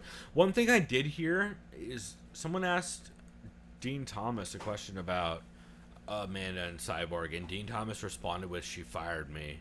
I don't know if that's real or not, but Dean Thomas has been in Milwaukee a lot lately, so I don't know what's going on there. Dean Thomas has a really dry sense of humor, so it could just be him fucking with people and an inside joke or something, but I don't know. I'm curious. He seemed to have a very good, mentor to student relationship with Nunes. I'd be very surprised if that were the case. Me too. But also, Mike Brown has taken over a lot of that too. That's true. Mike Brown's been around for that, so maybe she's just trying to focus on Matt Brown heading it up rather than Dean, and also Dean's been in St. Louis a lot. Them changing coaches for certain style matchups is pretty common. So yeah, that's probably the case. Well, that and Dean is working with Tyron for his camp right now, and and most of that's probably in Milwaukee. Yeah, so that could be part of it. I don't know, but I just noticed that and I thought that was interesting. Cool, man. The only shows I want to shout out, I'll rattle them off real quick. Protect Your Neck was hilarious. I actually tweeted we made a meme today on Twitter because of Protect Your Neck, because Dan Tom pointed out on his podcast. Dan Tom, of course, one of the co-hosts of MMA Junkie Radio. He pointed out on his pod, he did a whole breakdown for the card and talks about how he's going to be doing more podcasts coming up because articles are getting less and less clicks, especially MMA articles that don't involve Conor or Ronda. So he's going to be focusing more on podcasts and stuff like that. And he mentioned that Yuri Alcantara, the way he taunts people, it's like Nick Diaz if he didn't, or it's like Nate Diaz and Nick Diaz if they didn't raise their hands when they did it, they just put them straight down and a little bit out, which he referenced was a lot like the dude from in the Chappelle Show skit when they're doing the fruity, I believe they're referred to as fruity screens when Prince is playing basketball. Oh, is that the one with he's dressed up as Prince? Yeah, and where Chappelle is Prince and they're playing basketball. Yeah, they're playing a pickup game with Charlie Murphy doing it. Yeah, that's fucking great. Yeah, go ahead and pull up our Twitter and you can let me know what you think of the meme that we made. But we tweeted a picture of it to him and said virtually identical. And I think we did pretty good. I think it's a pretty good one. If you guys want to check that out, TSOV Pod on Twitter, while Chris looks that up. The other things I want to shout out, Cine MMA. Or Cinema, I never know how to pronounce this show. That's the show hosted by Zane Simon and John Nash, where they look at old combat sports films. This one's on Rust and Bone, which is really interesting. If you're a fan of amputee porn, this film is for you, evidently. They actually showed a couple clips during the YouTube stream they did of it, which was pretty interesting. But they really enjoyed the film. They really liked the director. Talk about how he uses a really good use of foreshadowing, and it's basically a movie about an MMA fighter and an amputee whale trainer girlfriend. So, pretty interesting. I actually want to check it out. I see the tweet. The verse. It's pretty good, right? It's pretty good. It's the best I could get off of because the actual Fight Pass clip didn't have the right angle to where you could see what he was doing when he taunted. But I found a highlight clip from Fox that did, so that's why it's a little bit blurry. But it's a pretty similar motion, right? Oh yeah, it's a good call out. Dan Tom gave us mad props for that, so shouts out to that dude. Collapse MMA was very good. They did WEC 53 Part 1, which is the final WEC card, and the debut of the Showtime kick. They talk a lot of shit about Reed Harris. They talk about doing play-by-play on a T-Mobile sidekick in the arena. It's just a fun episode. Believe You Me, episode 77, Luis J. Gomez talks about his upcoming fight. That's right. They had his trainer, Diego Lopez, in there. He's fighting at Ellis Mania, right? Yeah, he's fighting Ryan O'Neal, one of the hosts of Danish and O'Neal podcast, also known as the guy who does either a Nick Diaz or Nate Diaz or George St. Pierre impression on Punch Drunk Sports. Okay. And also known as the co-host of the guy who knocked up Fight Nanny on Punch Drunk Sports. There you have it. Yeah, it's basically they're comedians who it's similar to Lewis. They're just like comedians who are all in the same circle, and it should be interesting. I think he's gonna fuck Lewis up, to be honest, but we'll see. Evidently he's an underdog now because Lewis has a lot of fans, and he's on a podcast with Bisping, which I think probably people give him credit for, even though Ryan O'Neal's been training with Mickey Gall. So I don't know, man. It'll be interesting. Let's see. What was the other? Oh, Aussie Fancy was back. The Aussie and Fancy I breakdown. meant to check that out because I saw unnoticed someone posted It's good. on Reddit.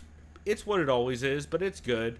Megan Anderson they cover the women's fights on the card and then the entire main card.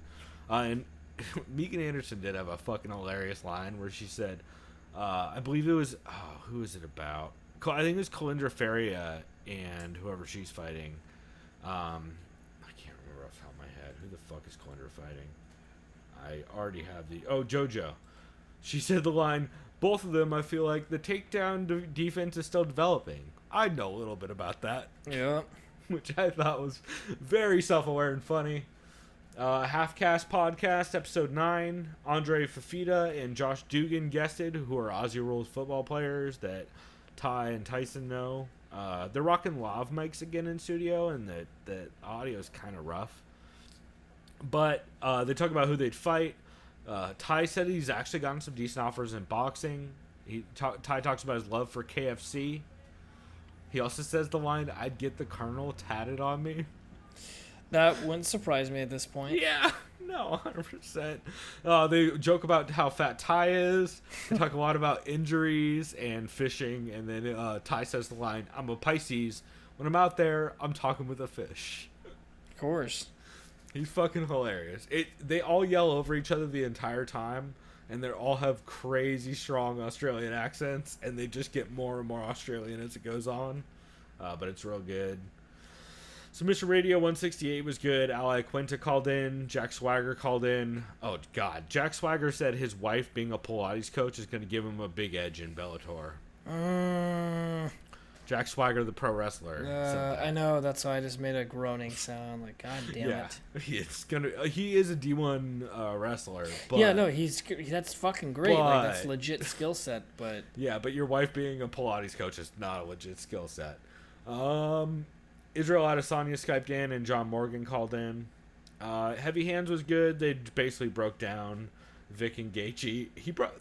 Phil brought up a great point, which I'm kind of worried about, is Vick might poke him in the eye. Could that change the fight? Which is like, that's a very, very valid question.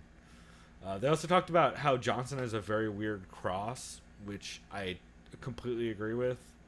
And I feel like isn't talked a lot about. yeah. I think the only other thing was,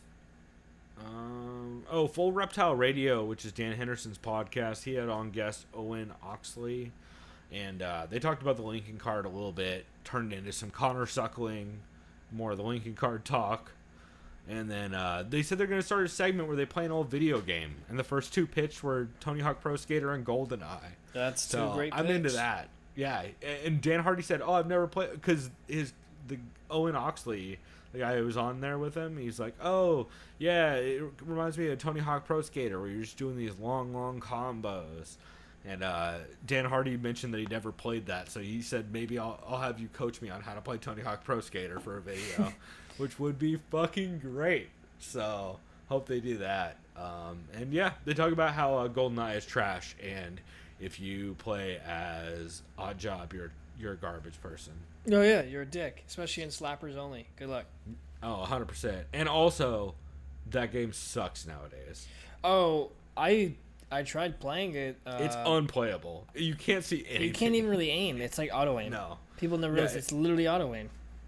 Well, it's auto aim plus the resolution and screen quality nowadays makes everything look so bad. Let's spam explosives with rockets only, and the game freezes half the time. That too. So that's about all I had.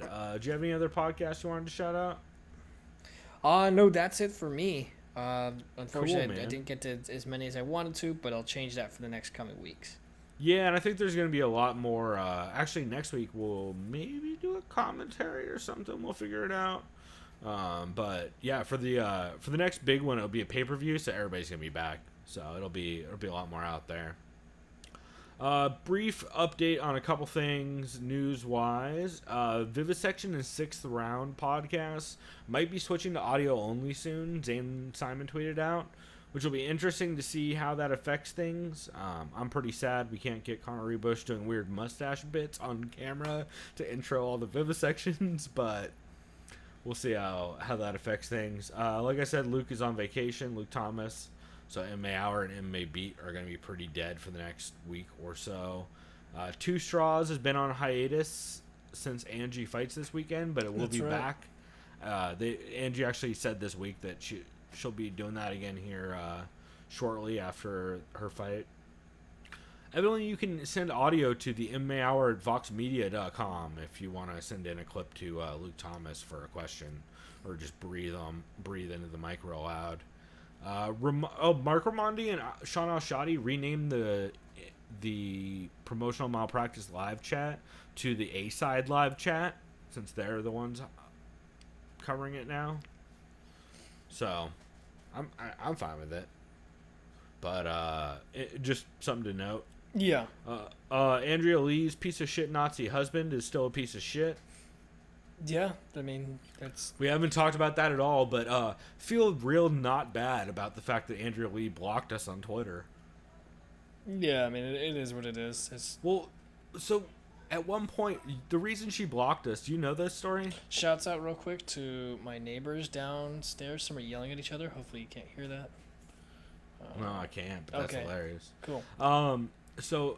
Did you know Andrea Lee blocked us on Twitter? Yep, you mentioned that to me a couple weeks ago because you mentioned something about the husband tattoo, right? Yes. So she tweeted out something along the lines of, I don't know why people don't get the whole thing behind him not getting rid of that tattoo. And we just tweeted out, as a longtime fan since the early Invicta days, we also don't get why you don't get it.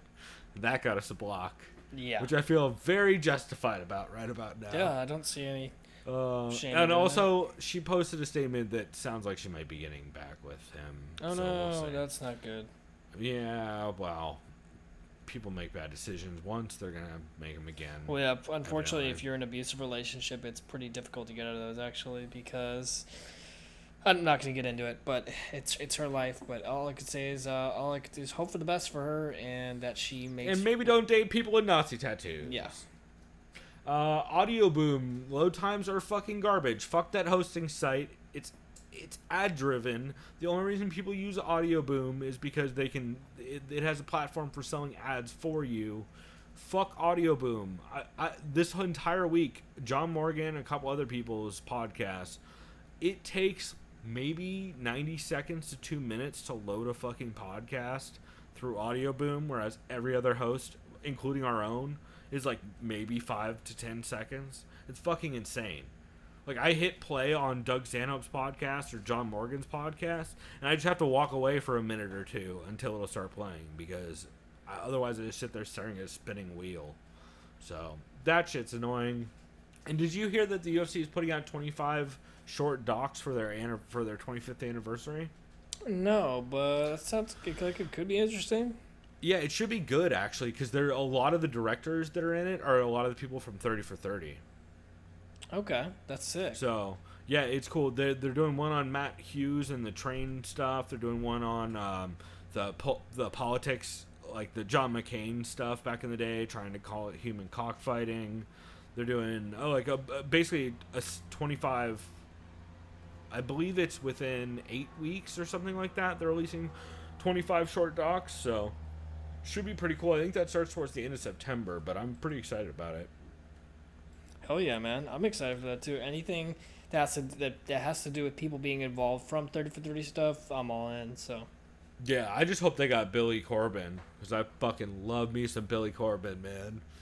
Oh my god, could you imagine Billy Corbin, greatest documentary of all time, Billy Corbin doing the fucking documentary on Black Zillions? Yeah. And fucking Glenn. Oh, that'd be great. That'd be entertaining. That's why that's still one of Tough 21. Or Black Zillions versus ATT, yeah. Yeah, that's still one of my favorite seasons of Tough. It's one of the coolest ones for sure. Yeah. I think it's super underrated.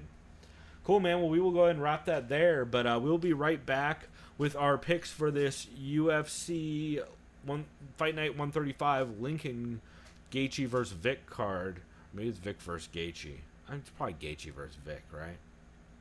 It's Gaethje versus Vick, yeah. It is. Yeah, I just saw it too.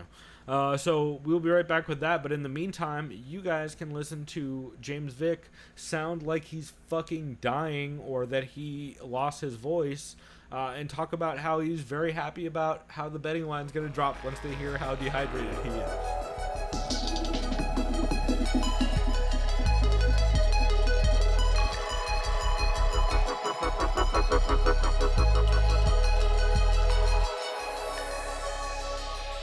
The most important question we got to know: are there any Vick's picks outside of the main event? I mean, have you been breaking down the rest of this card? You know, I haven't went in super deep on the card. I haven't decided, honestly. I'll release them Saturday. Nice. Check my Twitter. Have you made the move on you, or are you still monitoring the line? No, on I'm you, waiting or? for the line to drop. When the line comes down, I'm betting the house. It's coming down slowly. I see it. It's coming down. So since I look all skinny and always at weigh-ins, hopefully people are like, oh, you know, everyone thinks, oh, he had a bad weight cut. Then it'll come down even more. That's the plan.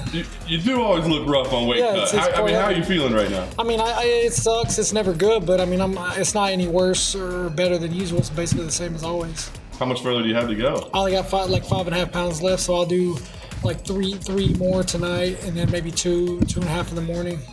When you get to these moments, do you think I'm not long for 155 anymore? I'm too tall. I'm too big. I got to maybe move up. Well, you always think that, and then they write that check, and then I'm like, okay, I can do this again. All right, we are back. Yeah, we are. For the Fight Night preview, Fight Night 135, Justin Gaethje versus James Vick in Lincoln, Nebraska, of all places, going to the Midwest. And should be interesting. Nebraska, one of the worst states. Never been there, but if my parents who have terrible taste say Nebraska is terrible and boring, I gotta imagine it's kind of terrible and boring. I mean, it didn't look exciting in Dumb and Dumber when they were driving through it. Yeah, they've literally told me never moved to Omaha like a bunch when I was a kid. Yeah, the only time I hear Omaha is when it's in an audible during an NFL game. So that's probably all Omaha's good for. Anyways. Oh, the only time I ever hear Omaha is when people are saying, "Oh, Maharaja." Oh my. How do you like that joke? I'm taking another shot of this dusty ass whiskey, so keep going. So, did you want to start from the bottom like we do usually? Or did you want to start from the top, the main event, and go down? We will go from bottom to top. Recaps, to top. Yeah, recaps go top to bottom. That's right. Breakdowns go bottom to top.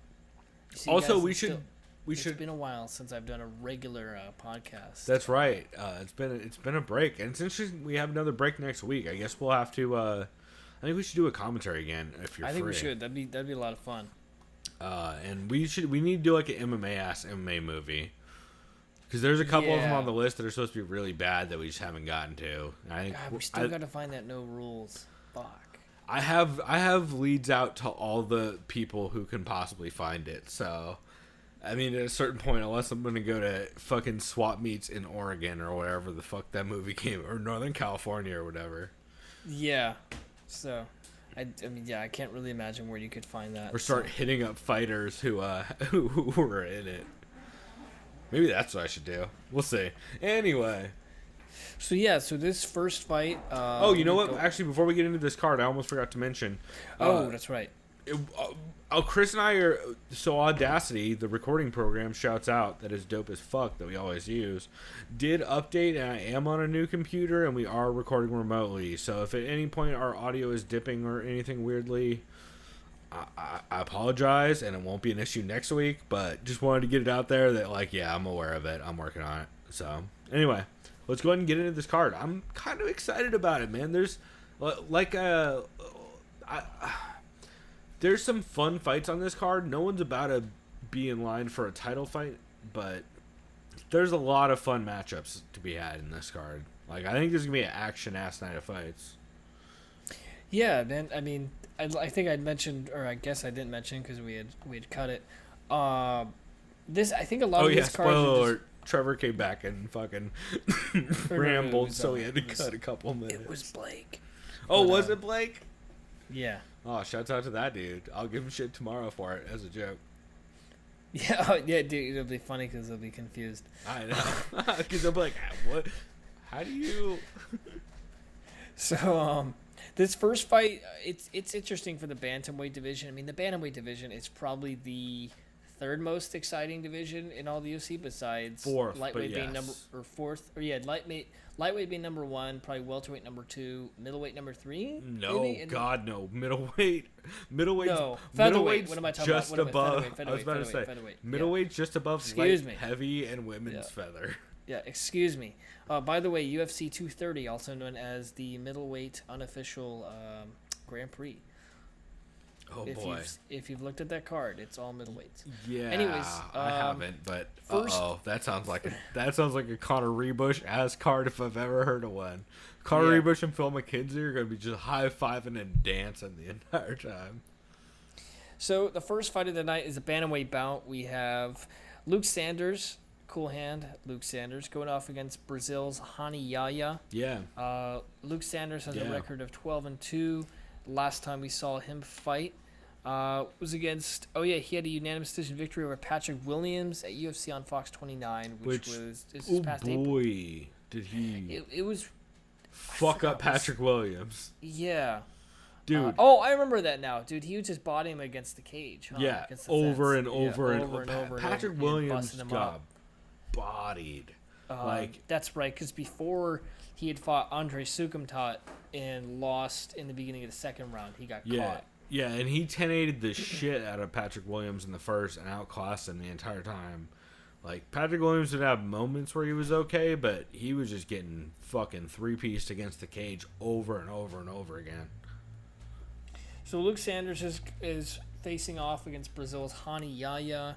Last time we saw Hani Yaya, he choked out Russell Doan in the half mark of the third round last February. Yeah, it was a fun about fight. 6 months ago. That was one of those fights where he did exactly what he should do, which is hit that Damian Maia single leg immediately every time when a round starts and someone looks like they're trying to step in to close the distance.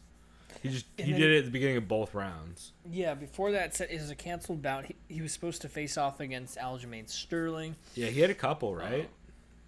Yeah, so it's weird. He had fought in August against Henry Briones, who he had submitted. So he has two submission victories in a row going into this fight, but he hasn't been fighting consistently. I don't know if he was injured at some point between August and December when that fight against Sterling was canceled. I believe so. But in any sense, I like Hani Yaya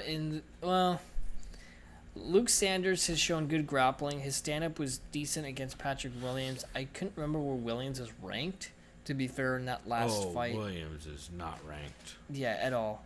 I should say not in the top 15, but clearly. But overall, where he stands. It's weird. I know wrestling usually should be favored over just a jiu-jitsu guy, but but Luke Sanders got taken down a couple times in that fight, if I remember. That's what I was gonna say. I'm going Yaya in this one. Sanders is tough. I can't really recall his submission defense. It's pretty good. He did get a sub recently over. I just like Yaya.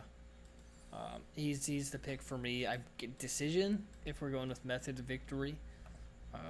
If I had to pick, I think he just grinds it out. Yeah, I'm going Yaya as well. I'm actually,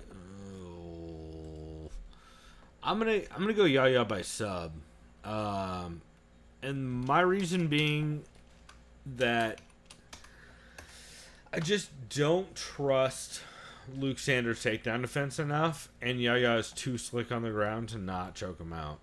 So, yeah, I'm going Yaya by sub, but I would not be super surprised if Luke Sanders was able to stuff a couple takedowns, Yaya gasses towards the end of the first, and Luke Sanders pieces him up for a TKO late.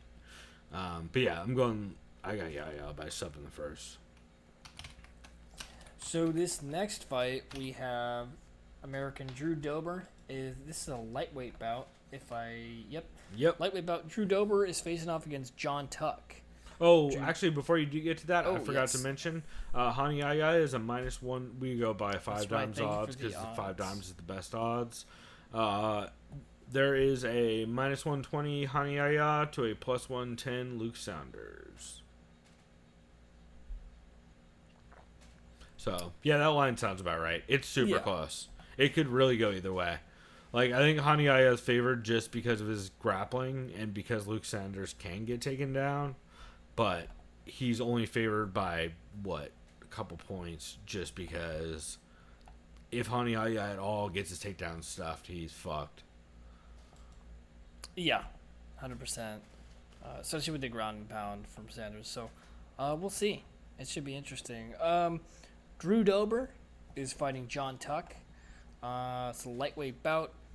Drew Dober has a record of 19-8. John Tuck a record of 10-4. Yeah, these are two dudes who I forgot were even on the roster. I remember. I'm not gonna lie. I like both of them, but I forgot. I remember they were still Dober. on the roster. Let me see. Who did he fight? Dober fought Camacho. Okay, that was a scrappy fight. It was fun as hell, but they both fucked each other up. I remember him getting highlighted by OAM, which kind of propelled OAM to the top 50.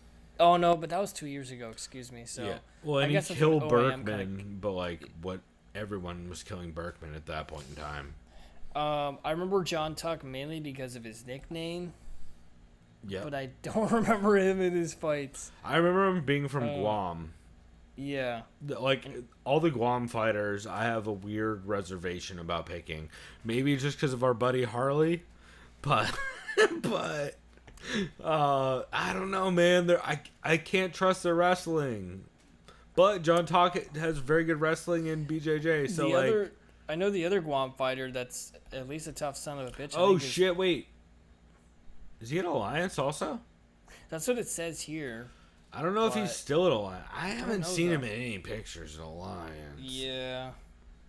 He could be, but I sure haven't seen any of it. I was gonna say, speaking of another Guam fighter, who has fought. Is this guy? I guess I was thinking of Frank Camacho is from Guam, but I think he's from somewhere else. Yeah, never mind. He's from the northern Mariana Islands. Oh, right. Similar. It's probably a controlled island. Yeah. Probably the French or some shit. Yeah. One of those third world countries that Jake Smith talks about. Yeah. Very like Spain. Third world countries. Yeah. Oh fuck it. How about the United Kingdom? Yeah. No, I've always said that Wales was the third world country. It's just my favorite of the third world countries. Region, whatever you call it. Sure. Scotland, clearly, because they can't get their own independence. Oh, well, my favorite is Mexico being a third world country, even though Mexico's Mexico, bro. TJ is a third world country. Mexico is pretty... Go to Mexico City and say it's a third world country, bro. Yeah, let's just see what happens. You're gonna need John Creasy to come help you not get That's kidnapped. right. You're gonna look like that lady on the bus in DC saying the N-word. Oh God. Oh no. Well, anyways. Yeah, good segue. Moving forward, dude, I don't know who the fuck to pick, but if I'm gonna pick, just impulsively, I'm going with Drew Dober by knockout. I don't even know, man. fuck? You got Dober by KO? Yeah, I have no fun clue. Just to pick them for me, man. That's no reasoning. It's mainly because I don't have enough tape study in these guys. I'm guilty of not doing, but I still to this day I don't think I've seen John Tuck fight. I just know him as the Super Saiyan You definitely guy. have seen him fight. You 100% you've seen him fight, but I also don't blame you for not remembering seeing him fight. Because he's fought recently enough that you've seen. I know you've seen. You know what? We've probably covered them on the show. He'd be top 10. I'm just saying we've probably covered him on the show. Oh, I know we have. Now that I think about it. I know. This. Yeah. But if he's a real Super Saiyan, he'd be top 10. That's true. Well, if he was a real Super Saiyan, he'd be blonde. No, that too. I'm surprised he hasn't I'm just surprised he hasn't just gone full in character at that point, or That's he doesn't right. do like some weigh-in shit. Go full Takanori Gomi on it. Why not? So yeah, I got Dober. How about you? What are you thinking? I got Dober. I got Dober by decision. I just think Dober's he's gonna outwork him. I do think Tuck is tough, and I think if he can consistently take Dober down, this could be a very, very close, ugly decision. But I still think Dober is going to get the decision in the long run. Yeah, I could see that for sure. You had Yaya by KO, right? What's up? Yeah, KO. What round? Dude, did you say? No, I'll just say third. Really late. Yeah. Like I said before, no. It's like a no ground reason. and pound KO kind of call, yeah, right? something Like like that. TKO more. I mean, same thing, but yeah. Jojo Calderwood versus Kalindra Faria. Sorry. I really like this fight. This is a flyweight bout, I believe. Yes. JoJo's first fight bout. Which will be good for her. Yeah, she said when she signed the fight that she took against who was it? Who the fuck did she fight? She fought not Valdo Eterno. Cynthia Calvillo. She said as soon as she signed that fight, they announced the 125 division. She's like, what the fuck? No one thought to tell me this before signing this fight. Which I mean, that's fair. She's always had trouble with that weight. Because she's big for that weight class, for sure. So, Joanne Calderwood, JoJo, Scotland's own, has a record of 11-3. Kalindra Faria, Brazil's Kalindra Faria, has a record of 18-7-1. Joanne Calderwood has an impressive resume of like a who's who she's fought. She does. She's on a two-fight skid. It's a spotty, impressive resume. Yes. She's on a 2-fight skid, the most recent being July of 2017. She lost unanimously to Cynthia That's Calvillo. a long time ago. Wow, I didn't realize it's been that long. She was supposed to fight Beck Rawlings last November, but that was canceled. And before Shouts out that, to Beck Rawlings, who actually fights this weekend in Bare Knuckle FC. Hell yeah. I'm looking forward to the highlights for that. I'm not sure if I'll be able to catch that. We'll see. It'll be on tomorrow during all the other fights, so we'll see. I haven't decided whether I want to get Rough and Rowdy, the pay-per-view that has Luis J. Gomez versus Danish. Or do you mean Ellis Ryan Mania? O'Neal. Sorry, Ellis Mania. Sorry. What did I say? Rough and Rowdy. It's the same idea. Same thing, yeah. Ellis, the OG Rough and Rowdy. Yeah. I'm not sure if I want to get that or the Bare Knuckle one. Because, well, we'll talk about this off air, because I was about to say things that are not kosher about certain rivers that you can find, if you know what I'm saying. Yeah. All right, let's keep moving. Okay, so where the fuck was I? Oh yeah, so JoJo. JoJo before the Calvillo loss, she had lost via guillotine choke to Jessica Andrade. No shame. Before that, she had finished Val Eterno. She's fought Courtney Casey. She's fought Maria Rose. She's fought a number of fighters that are known. Damn, she's supposed to fight Beck twice. I didn't know that. Kalindra Faria, on the other hand, it's coming off a split decision loss to Jessica I this past January. Which was That was at Grappling close Fest, fight. I think. It was like just a bunch of transitions. She rocked. She won the first round by head kicking the shit out of Ai and then getting in a 50-50 position for 4 minutes, which everyone was a big fan of. But and before that, she had lost to the Italian fighter Mara Romella Barella, where she got fucking ran through an iron seed. But that was the fight where I was like, oh shit, Barella's real as fuck in this game. She immediately took her down, immediately passed him out, got the choke, and finished that shit. It was not even quick. close. I think overall, since this is going to be JoJo's new home and she'll be comfortable with this weight, I like her in this fight. I know she hasn't fought in a year, and I don't necessarily have any good... I hate being like this in the beginning when I'm really trying to give everyone insight and then like an analysis of how this is going to go down. But I have to admit, some of these fights on here don't really leave me too much room to give too much of an... you know what I mean? It's a lot of them you just got a feeling for. Like, yeah, and this is one of them for me. I agree, because I'm on the same page. I'm going JoJo also. Although... Wait, so what? First off, before I get into it, what method are you going for JoJo? I got decision. I was already typing it before you said it because I had a feeling. I liked her takedown defense. I think Faria's gonna she'll try to exchange a little bit. I think she's gonna try to take it more to the ground, kind of like what she did against Ai.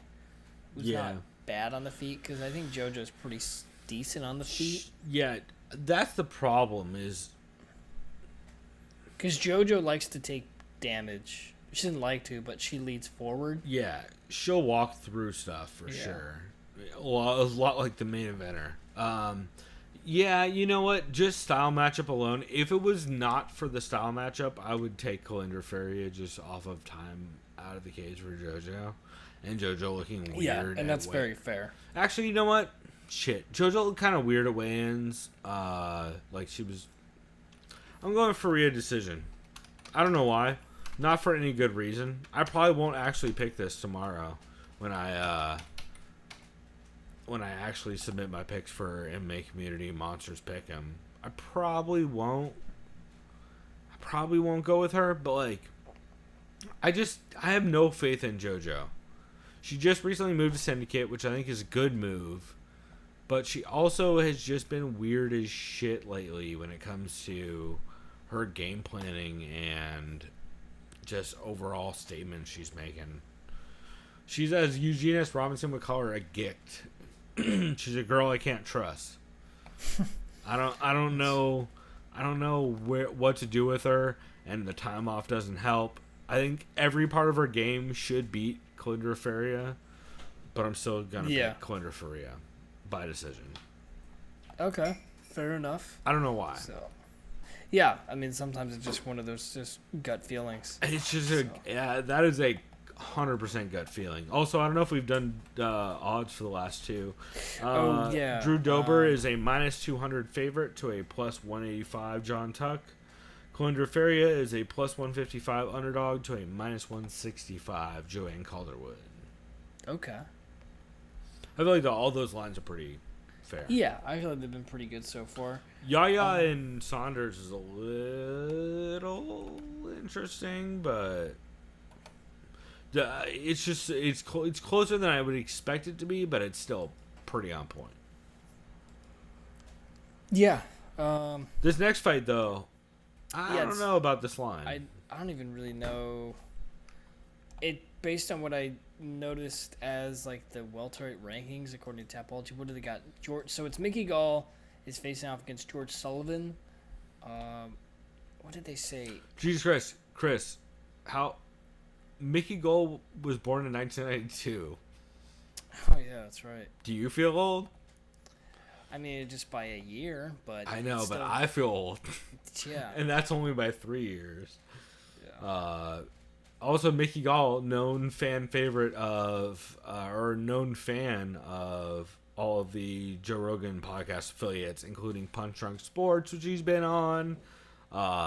Louis J. Gomez's podcast with Big J. Okerson. It's not Crab Feast. What's the name of it? Legion of Skanks. He's a fan of that. He's been on that show. He's been on Unfiltered a bunch. Mickey Gall, big podcast fan. Hell yeah. Much like Izzy Adesanya. That's right. Yeah, we always will give props to fighters who are podcast enthusiasts. Well, it's always cool because they come on the podcast and then they talk about how they're a fan of the podcast and reference and they usually know things they know. Yeah, works. They're comfortable with talking. And even if they're breaking the format, it still makes it interesting because they'll make references or name drop shit that you're like, oh, this motherfucker does listen. By the way, I noticed under gym affiliations, I'm looking at George Sullivan. It says Kurt Pellegrino's mixed martial arts, but I just noticed now Kurt Pellegrino's logo is the Batman logo with the American flag on the left and the Brazilian flag on the right. Oh shit! I never noticed that. That's hilarious. Doesn't that look like the Batman logo? Yeah, 100%. Yeah. That's also, wasn't Kurt Pellegrino the dude who got smoked by Dwayne Big Ludwig? I know. Yeah. He got knocked out in like what?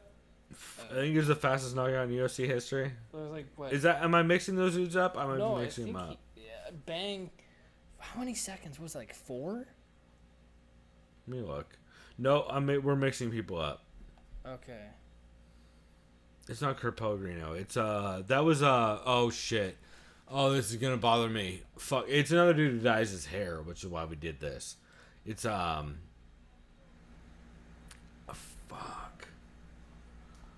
God, it's not Kurt Pellegrino. Anyway, you should go on to the next fight while I Google this. And so Mickey Gall. Last time we saw him, he lost to Randy Brown. It was mostly a Brazilian Jiu-Jitsu. Jonathan Goulet. What's his name? Jonathan Goulet, I think. I haven't Googled it yet, but I think that sounds Goulet. Right. Mickey Gall lost to Randy Brown unanimously. It was basically a Brazilian Jiu-Jitsu showcase. There was a lot of transitions, a lot of grounding pound. Randy Brown pretty much controlled that fight. Yeah, it was Jonathan Goulet. Sorry. Goulet. I'm listening to you. Oh, no worries. Before that, Mickey Gall had 2 victories. 3, excuse me. Mike Jackson. Right. It's... Mickey Gall's only had 5 pro fights. George Sullivan... This is weird. So George Sullivan last time, he got choked out by Nike 13 Pierce. years older than Mickey Gall, by the way. Oh, wow. Or no, 11. Sorry. No, 11, yeah. Still, 11 years older than Mickey Gall. Mickey Gall was in middle school when he was fighting. Yeah. I look at George Sullivan. He lost to Nike Pierce. He lost 2 years before that to Alexander Yakovlev. Tim Means. He beat Julian Lane in CFFC 19 in 2013. That doesn't tell me anything. I know. I just wanted to say that because clearly they let Julian him bang. Yeah, because he knocked out Julian Lane. Well done. Yeah. The only way I'm gonna choose this fight is based on, has this dude lost via submission? Yeah, but that was fucking years ago. Well, I mean, he did get submitted by Nike Pierce. He sure did. Yeah, you know what? Fuck it, dude. I'm going Mickey Gall. I still think they're banking on Mickey Gall and kind of making a name out of him. Yeah, this is a tough matchup, though. I'm going via submission. I know. I don't know. You can tell just by the way I'm talking. I'm not really confident at all. Do you have a round call for that? I'm thinking something like second round. Well, that's ironic, Chris, because my pick is Mickey Gall for submission in the second round. Or it's a coincidence? No, I'm intentionally using the word ironic incorrectly. Oh, now. so you sound like everyone that says they know. Yeah, you sound like Brandon Schwab.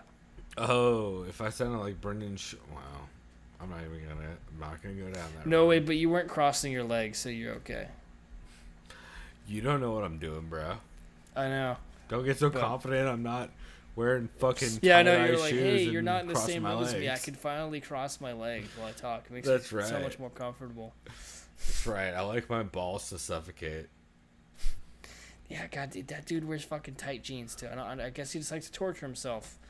I So, mean, unless he's got nothing going on. I was gonna down there. make a joke, but I'm gonna go ahead and avoid that one. Yeah, no, I've got by sub in the second. Main reason, first off, he did win the second round against Ricky. That's not his name. Randy? Thank you. Sorry. Yeah. Oh, that is right. Yeah. Yeah, I listened to 3 different podcasts talking about fighters named Ricky fighting this week. So, yeah, no, he did win the second round against Randy pretty cleanly, with just top game mostly, and a couple decent overhand rights. But he basically just sat on bottom in guard for the entire first round and the entire third round. And he's talked a lot about that in podcasts, about how he's very aware of that shit and he knows it's what fucked him. He also is no longer in New Jersey. He's living with Eve Edwards and training with Joe Schilling. And Joe Schilling is really, and Mickey both, they're big upping his improvements on the feet. And I think he's going to be a completely different fighter on the feet. So he's not with the Miller brothers anymore? I mean, he's not with them. I don't know was he with Miller Brothers? I thought he was with Right? Or am I thinking I swear. I thought he was with I thought he was a Henzo dude. Him and Randy both. Fuck. I don't know. Anyway, that whole scene kind of integrates with itself anyway, from what I understand. But regardless, he's actually living out here on the West Coast, and he's not there's no big break between him and that gym. He just needed a new look, so. Oh, and real quick, what are the odds on this fight, Mickey Gall and George Sullivan? So like I said, I'm going Gall by sub, mostly because I just think he's going to actually. George Sullivan's real awkward on his entries, and he's real herky jerky, and I just think Mickey's gonna catch him with something stupid, because both of them are willing to brawl, and I think in the long run, Mickey will end up getting on top and getting the sub. The line is crazy, though. Mickey Gall is a minus 320 to a plus 290 George Sullivan. Wow. I would put George Sullivan as a plus 160. Yeah. But I don't know, man. That line seems kind of nuts, but Mickey Gall is a big name, and he's a cool dude, so. Big fan of him, regardless. He's great on he's great on all the podcasts he goes on, so. And then we got Andrew Sanchez versus Marcus Perez. Do you remember Andrew Sanchez's last fight? No, because every time I remember him, he just wrestles people on Tough. Wasn't that him? He won Tough a couple years ago. Maybe. Yeah, he did. He Okay. submitted, or he wrestle fucked Khalil Roundtree for the final win. That checks out. He in his last fight, that motherfucker went out, lit a dude on fire, and almost killed him for an entire round, and then gassed so goddamn hard he almost died in the second, and then he got killed in the third. He almost killed a man in the first round, but he just could not keep the pace enough to put him out. Wasn't the fight against Anthony Smith one that he was winning, and then Smith caught him at the end? I mean, that's a lot. Anthony Smith is the Darren Elkins of 185/205. Yeah, so, that's true. I would not be surprised if that was the case. So his opponent is Marcus Perez from Brazil, 10-1 record. Marcus Perez, last time we saw him, he submitted James Boknovic. There you go. Boknovic. Before that, he had a unanimous decision loss to Eric Andre. Just kidding. Eric Anders, who is also on this card. A little bit of a difference. A little bit. Yeah, just a little bit. And before that, in LFA, he submitted Ian Hennish. Yeah, this actually kind of tough to call because Sanchez, I don't fucking know, dude. These are interesting. These early fights are a little kind of. They're scrappy, right? Yeah, They're it's just tough they're to good pick. matchmaking. Yeah, That definitely means it's great matchmaking. And when I'm fucking don't know who the fuck to pick. Yeah. It's a lot of these are real toss-ups against dudes that could be contenders in 5 years. You know what I mean? Like, there's a lot of either people building towards something or people like starting to turn into something. And then there's the Joanne Calderwood-Calinder Faria fight. I don't.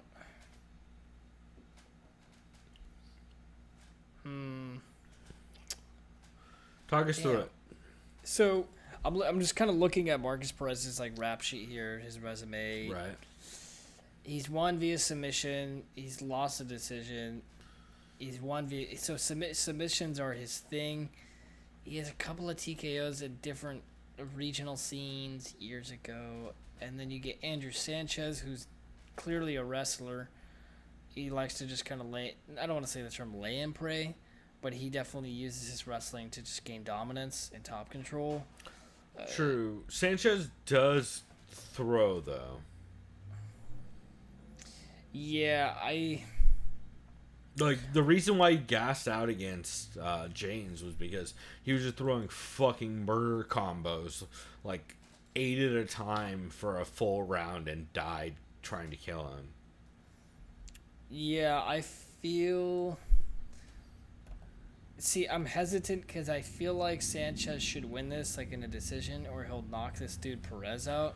But my brain is telling me, or my heart's telling me that he's going to gas the fuck out and Perez is going to catch him with some dumb shit, like a flying knee or some spinning back elbow crap. Or spinning, you know what I mean? Yeah. While he's, like, exhausted, and that's it. You thinking, like, late finish for Perez? Yeah, fuck it, dude. I'm going to just go with it. I don't give a shit. TKO or? TKO. Third round. So I have a kind of similar pick. I'm going Perez second round sub, and it's again because I think Sanchez is going to clip him, going to get wild, and not enough of a finisher in top control to be able to put somebody out. Yeah, he just won't be composed enough and patient, right? He'll just like smell blood in the water and it's like, oh shit, go time or something, right? Yeah, and that's why. Yeah, you said second or third? Third round. Yeah, I'm going. I got him in the second via sub. I just think that he gassed so hard in that first round that I don't have any faith in him making it past that round, regardless at this point. Just because I get that he landed just about everything he hit the dude with, but he was dead tired at the end of the first, and he got TKO'd in the third because he just couldn't even lift his hands. So I gotta go Perez via sub just because I think has the better cardio and the better grappling probably in the long run. Maybe not out the gate, but cool, man. Yeah, so I think I don't want to try to speed it up. But I know I think it's been tough. I mean, we definitely had good reason to kind of be in depth with these early fights because they're tough to pick. Yeah, they're very back and forth, and I think these next couple are going to be. I have a pretty strong feeling about it. These next couple. So this next fight we have Yuri Alcantara. What is this? This is like bantamweight, right? Bantamweight bout against Corey Sandhagen. Yuri Alcantara. Wow, Jesus Christ, this dude's had like 45 fights. Forgot about that. So Yuri Alcantara, last time we saw him fight, he had he beat up Joe Soto in the first round. So that's actually where that picture came from that we referenced earlier that we tweeted. Oh, okay, with his hands down, right? Yeah, because he killed Joe Soto with something between a roundhouse and a teep to the body. Yeah. And he just crushed him to the body, and then he put his hands down like that, and Dan Tom thought it was the funniest shit ever, so. I mean, yeah, that's one way to celebrate. Hey, to be fair, Dan Tom nailed that comparison, because when I pulled those pictures up, I was like, oh. Or when I pulled the still frames, I was like, yeah, that's not that different. Yeah, before that, he had lost to Alejandro Perez and Brian Kelleher. See, he's fought... Both looked good recently. Yeah, he's fought some guys. He's fought Shimon Rivera, Brad Pickett, Russell Doan. I mean, those smaller weight classes, you kind of put through the ringer early, I feel like. Oh, for sure. Because there's a lot of talent and a lot of people looking for fights at those lower weight classes. Less injuries, too.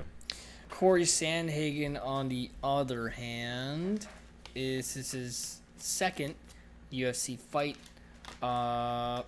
He is 8-1. His debut was this past January. He defeated Austin Arnett with a body shot. Late nasty body round, shot. Middle of the second and it round. wasn't one body shot. He was crushing him with body shots for a while, and Arnett could not hang. Now he's going up against scrappy veteran Yuri Alcantara.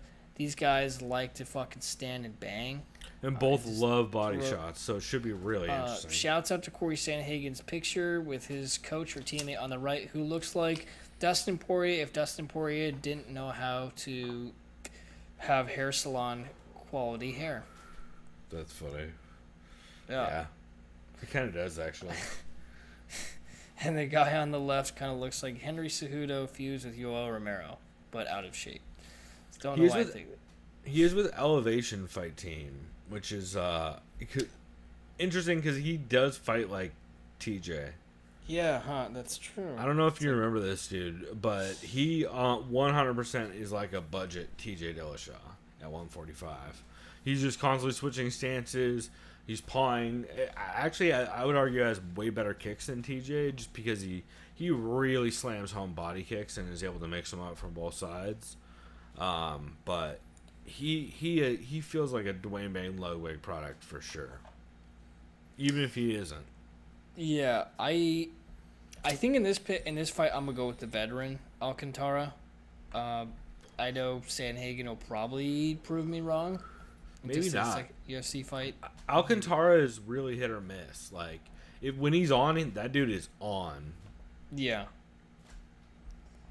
Like that knee bar he hit on Luke Sanders, the fucking nasty body shots to Joe Soto. I feel like he's a little schizophrenic sometimes just in his performances.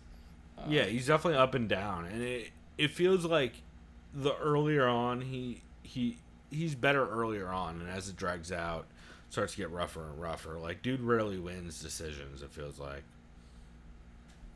Yeah, I mean he can't be called the decisionator, so at least he has that going for him in his long and storied career. However, but there are other decisionators who have championships in the past, so go figure. Moving forward. Speaking of decisionators. What's up? I said, speaking of decisionators, one of these guys is one. So real quick, what are the odds on Alcantara and Sandhagen? Good call. Alcantara Sandhagen. Sandhagen is a plus 110 to a minus 120 Alcantara. That's interesting. Okay.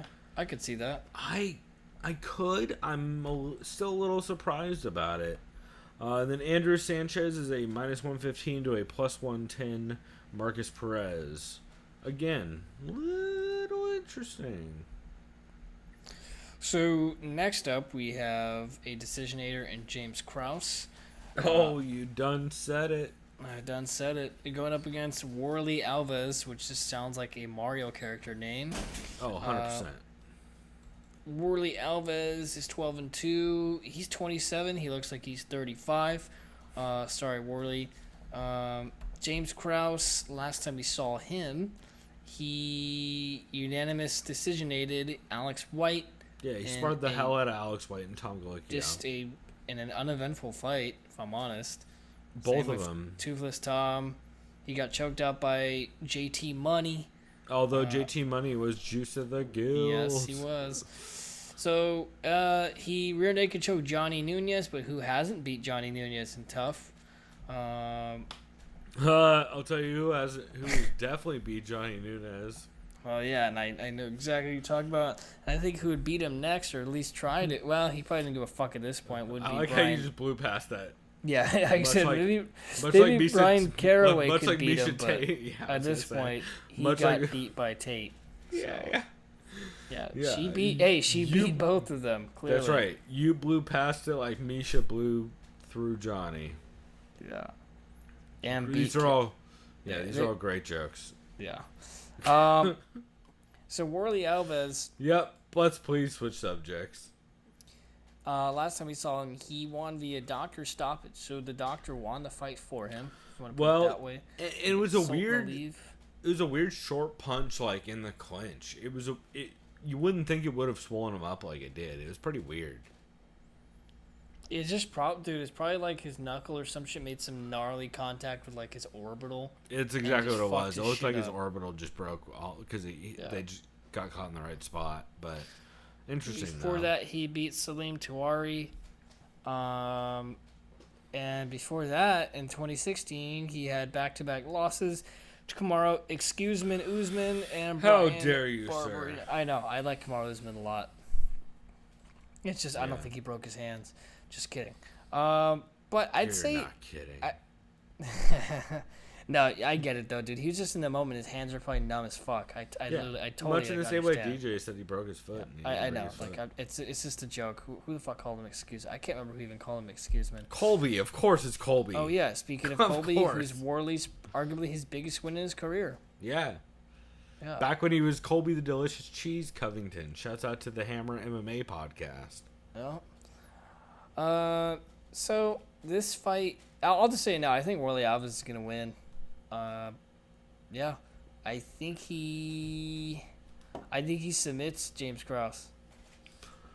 Interesting. Yeah.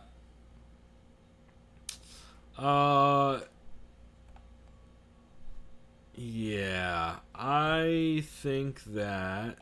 Where the fuck are my notes? Weird. Okay, well I don't need my notes anyway.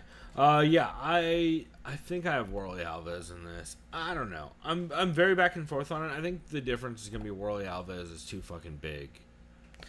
Yeah. Like I think he's just gonna be too big, and especially in the clinch on the ground, that's gonna be a big problem. Just James Krause moving up to 175. Or 170 rather. I just don't know if he's big enough for that weight class, especially like. I think he's fine on the feet at that weight class. I think he might have trouble in the clinch on the ground. I can see that. So yeah, just kind of like what happened against JT Money, some other grapplers. Right. I know Krause has decent BJJ, so yeah. What are the odds on this fight? I'm kind of curious. Let's see the odds on this. Warley Alves is whoa, that seems way too large. Minus 135, minus 345 favorite for Warley Alves versus James Krause at plus 315 underdog. That seems real wide. Yeah. I would have guessed like in the twos at best. Yeah, I agree. I almost want to put money on Krause.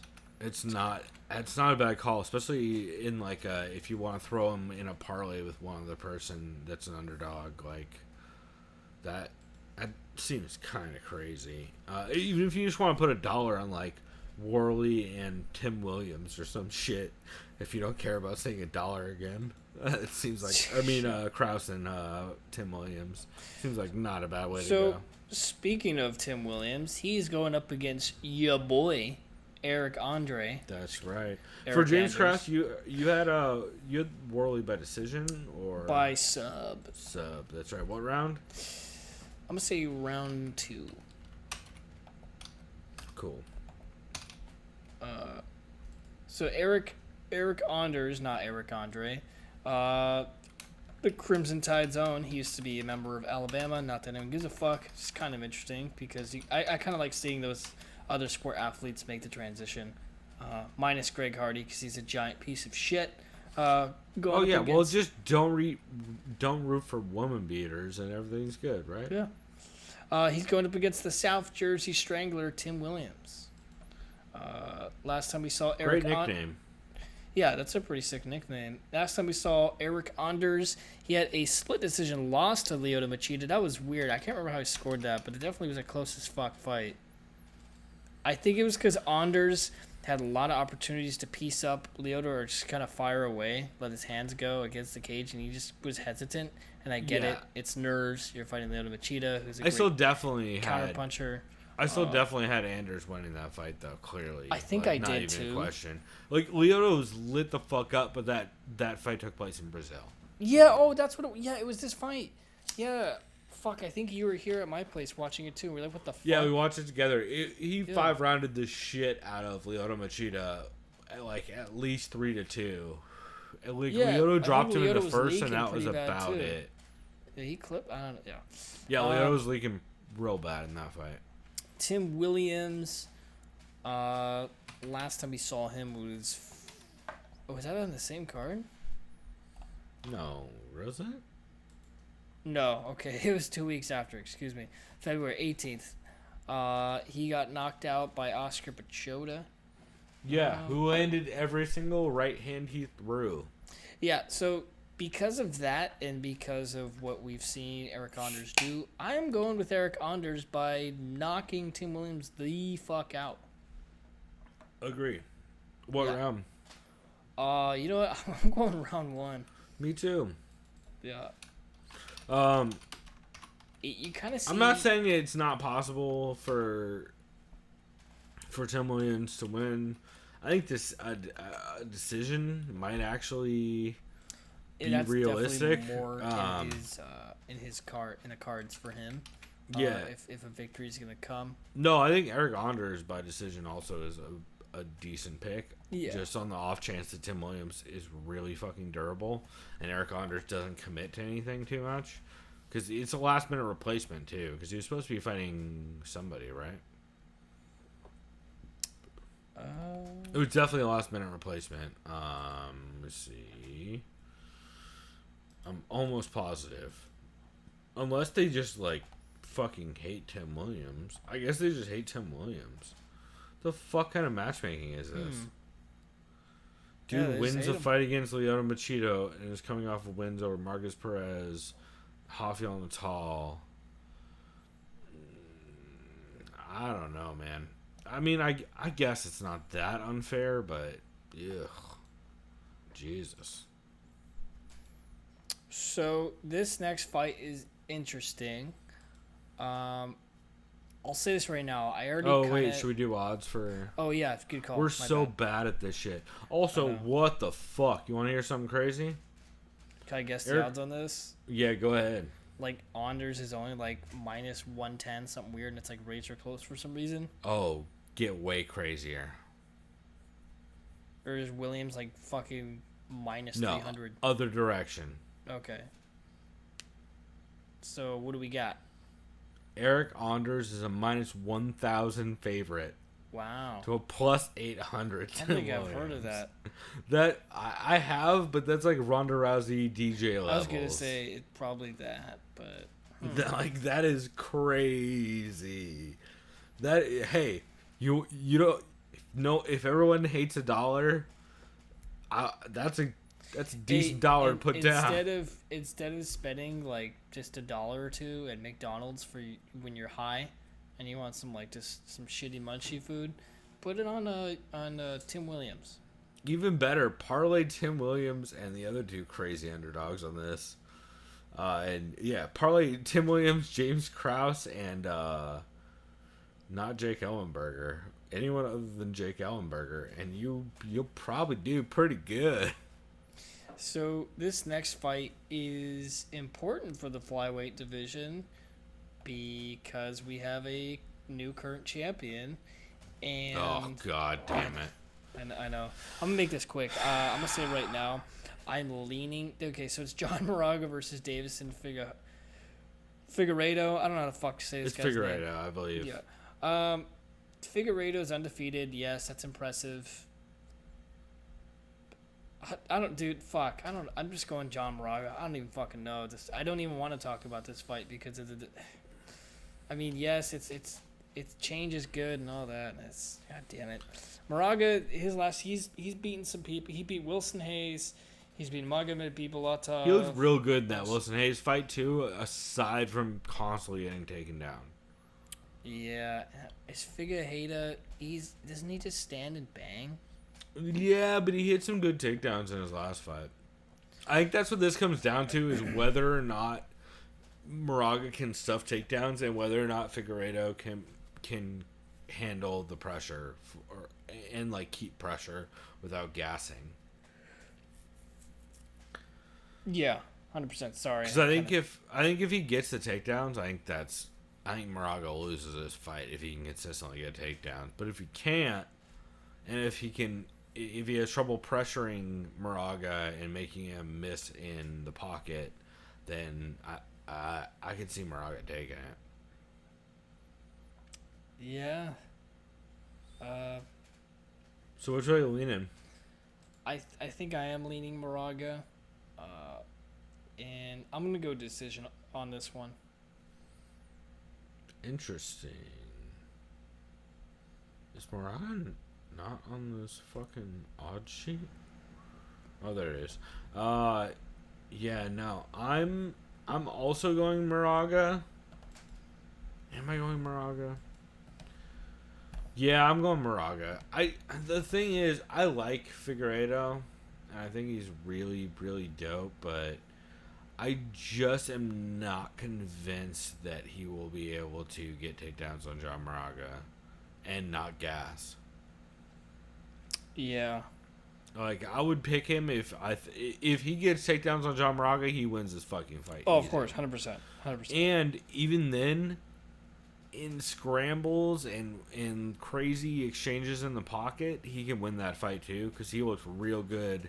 And I forget who he finished most recently in the pocket, but it was an exchange where they were both landing same time counters 2 in a row, and he just caught the better of the two and put him out. So dude's super impressive, and either he's about to take a big step up in this division, or it's about to be a learning moment. And I think I just think John Moraga is a tough out. So yeah, I got Moraga by decision. Cool. This next fight, or wait, did we say odds? Sorry, I fucking zoned out. I'm not gonna lie. I got distracted by. It's all good. Yeah, no. Davidson Figueiredo is a -150 to a +140. John Moraga. Okay. And you have Moraga too, right? Yes. Yeah, I thought so. Making sure. I'm bad at typing and listening at the same time. No worries. This next fight, wow. Shit. How else do I put this in a nice way? I mean, let me just go ahead and say it for you. We're both picking Brian Barberena by knockout, probably in the first round. Yeah, I was gonna kind of break out laughing, but I don't know. I don't want to be a fucking piece of shit. I don't want to be a shit. No, man. I'm not like. It's just I've seen this so many. You know what? I like Jake Ellenberger a lot. I really do too. He's a great. Scrappy veteran. He's has some good wins, but it's time to hang him up. The MMA. I don't want to call for a fighter to hang him up. I want to call for a fighter to start doing submission grappling. Well, this is the thing. Look who he's been thrown in the ringer against, dude. He's in the fucking gauntlet. Yeah, no, his record is crazy killers. It's nothing but. Dude, Ben Saunders, who's a vet, Mike Perry, that's not a fun matchup. Jorge Masvidal, that's not fun. Matt Brown, that's not fun. And he beat Matt Brown. Yeah. Tarek Saffiedine, not fun. Wonder Boy, karate, that's funny. Remember that shit? Yeah. Josh Koscheck when he was still fucking killing people. Kelvin, fucking Robbie Roy, Jesus fucking Christ. Yeah, Nate Marquardt, Jay Heron, Martin Kampman, Diego Sanchez, Jake Shields. If this was that's one of the greatest. If this was Ellenberger when he knocked out Marquardt, I'd say fuck yeah, let's go Juggernaut. You know what I mean? He's just throwing bombs. But this record is so strong that if these were all wins, he might be the GOAT. Yeah, this is literally. Yeah, it wins over dudes like Jake Shields, Diego Sanchez, Nate Marquardt, Jay Heron, Josh Koscheck, Matt Brown. But if you added Masvidal, Saffiedine, Thompson, Gastelum, Lawler, Rory to that list, that's maybe the GOAT. So yeah, that's fucking crazy. Like record. You said, I definitely think Barberena's gonna win in the first round. But knowing the MMA and how this shit works, I will not be surprised if he just flatlines Barberena like, I'm still here. Yeah, 100%. Yeah, I got Barberena by first round knockout, some but killer like fucking Kamaru Usman or some dumb shit, and then I don't know. It's weird. Yeah, I just can't not pick Barbs with the first round KO, but Yeah. I like Jake Ellenberger, and I would not be mad at seeing Jake Ellenberger just hit a crazy KO like he used to. By the way, The odds on this have to be terrible, right? Barberena. Wow. So Go ahead. Barberena has a victory over, probably related to Jake Ellenberger, a Joe Ellenberger. He sure does have a win over his brother. Okay, that's what I was thinking. So he might have wins over both brothers, which is a rare, I was going to say trifecta. Wow, but Joe Ellenberger looks nothing like Jake Ellenberger. Has anybody fought Jim Miller in, not Jake Miller, Jim Miller and... Dan? What's Jim Miller? Dan Miller, thank you. Yeah. Or Joe Lozon and Dan Lozon. Why the fuck are all the brothers named Dan? Daniel, common name, that's how it works. Jesus. Yeah, you don't have to tell us, bro. Yeah, well, exactly. We have the same fucking name. That's how common our name is. Was it your brother's name even fucking more common? Matt. Goddamn. Yeah, so. Yeah, 100%. See, my parents chose Kyle as my twins' name. It sounded cool, like Chris and Kyle, which I gotta give him. It does sound kind of okay, I guess, for a fucking pairing, but still, like, everyone knows a Kyle too, so that's just how that works. That's how the song goes. Everyone knows a Kyle. Sure. This is a dumbest reference. Anyway, I'm gonna keep moving on, but yeah, no, 100% we both have Barbs with a KO in that. I'm excited for this next fight. I think it's gonna be fun. I'm really excited too. But maybe because I'm an Angela Hill homer. Yeah, same with me, 100%. I mean, we both are. We admit it every time. I just bumped the shit out of my mic. Sorry about that sound. Oh, I've bumped my mic about 3 or 4 times already, so hopefully you don't get too mad at me. I upward karate chop mine. So. Karate, that's funny, as Ellenberger would say. Well, before the fight. Yeah. Yeah, fuck, dude. This thing keeps going down, this recording volume. Yeah, don't worry about it. It'll hopefully, even guys, out. it sounds okay. Keep fucking I'll figure it out next week. Audacity just pushed some weird updates that's like auto-adjusting mic levels, and I can't figure out how to make it not do that. Yeah. So, next up we have women's strawweight fight featuring Angela Overkill Hill, one of our favorite fighters. Record and 8-4. people. Last time she fought, she had a unanimous decision victory over Marina Moroz. She's going up against Courtney Casey, who is always game, always ready to throw down. Record of 7-6. Last time she fought, she's actually currently on a 2-fight skid. Both split decision losses. One to Michelle Watterson and one to Felice Herrig. Felice Herrig won, you guys will remember from the middle fingers and spitting. That's right. They both were just giving each other the bird pretty much the whole time. And they spit at each other. Yeah, which ultimate sign of disrespect. So they clearly were not. And ultimate sign of classy ladies. Yes. Or maybe I just got weird tastes. We all have weird tastes in a lot of aspects of life. So that's right. Shouts to girlfriend Karen. Yeah, that's right. So anyways, yeah, I mean, I like this matchup. I really do. I think it's winnable for both fighters. I do too. Hill is definitely the more skilled as far as I'd say just overall striking. She's got the Muay Thai. Yeah, she's more well-rounded. I can't really recall Courtney Casey ever really grappling. She's big, isn't she? She's 5'7". She's huge for that weight class. She's big, but she's wrestleable, which is gonna, I think, make this interesting because Angie doesn't push her wrestling much, but she's gotten very good at it working down in Alliance. I mean, if you watch the old Livia Souza fights in Invicta, you can tell she's really stepped her game up a lot, and her grappling improved an insane amount that a lot of people I feel like haven't seen yet. Because she hasn't really had to show it off apart from hitting a couple reaction takedowns or sweeping back up to her feet in the UFC on her return run. So I think it's going to be interesting. I think this is going to be a very scrappy-ass fight, though, for sure. 100%. But overall, I have I have Angie Hill via decision. I think it's gonna be a back and forth. I think it's gonna be a pretty close fight. Obviously, I'm not gonna call it being a split decision because that's always up to the judges. That's a stupid fucking way to predict a fight. So yeah, I got Angie Hill by decision, just in general. Yeah, I do too. And the main reason is I just don't think...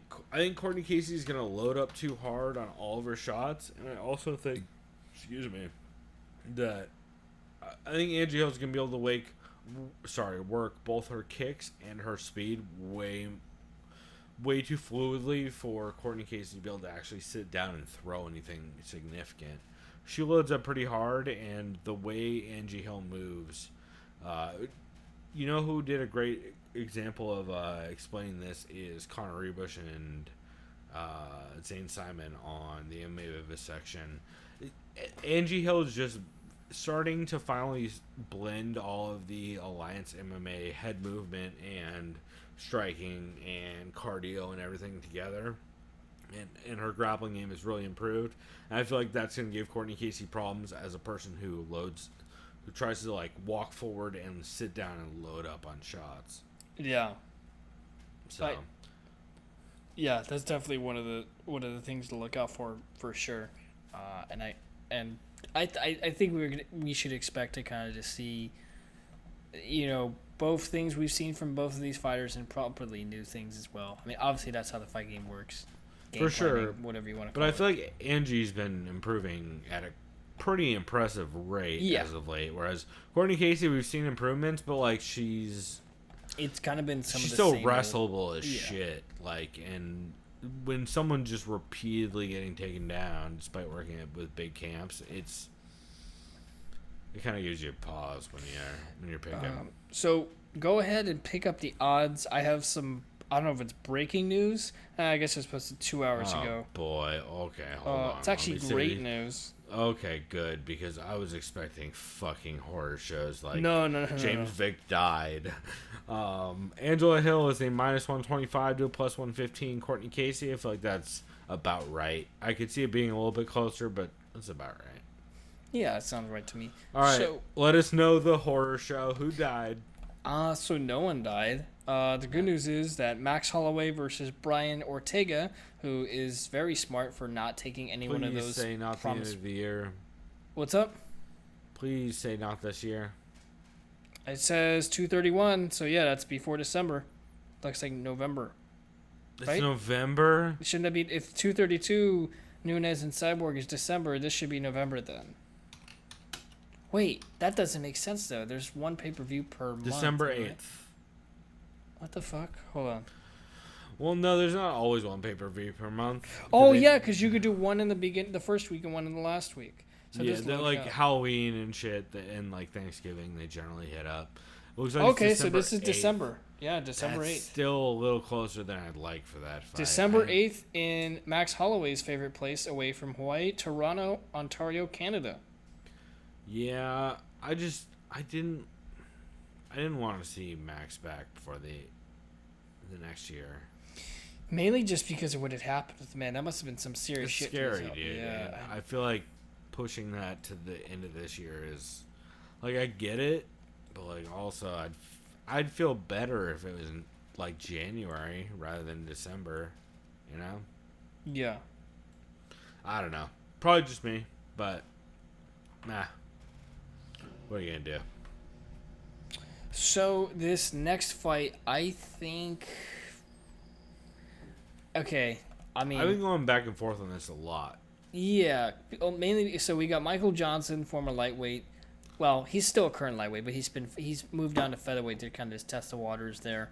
Going up against Team Alpha Male product, Andre Touchy-Feely, who's looked better. I feel like he's definitely improved his last couple fights. Oh, for sure.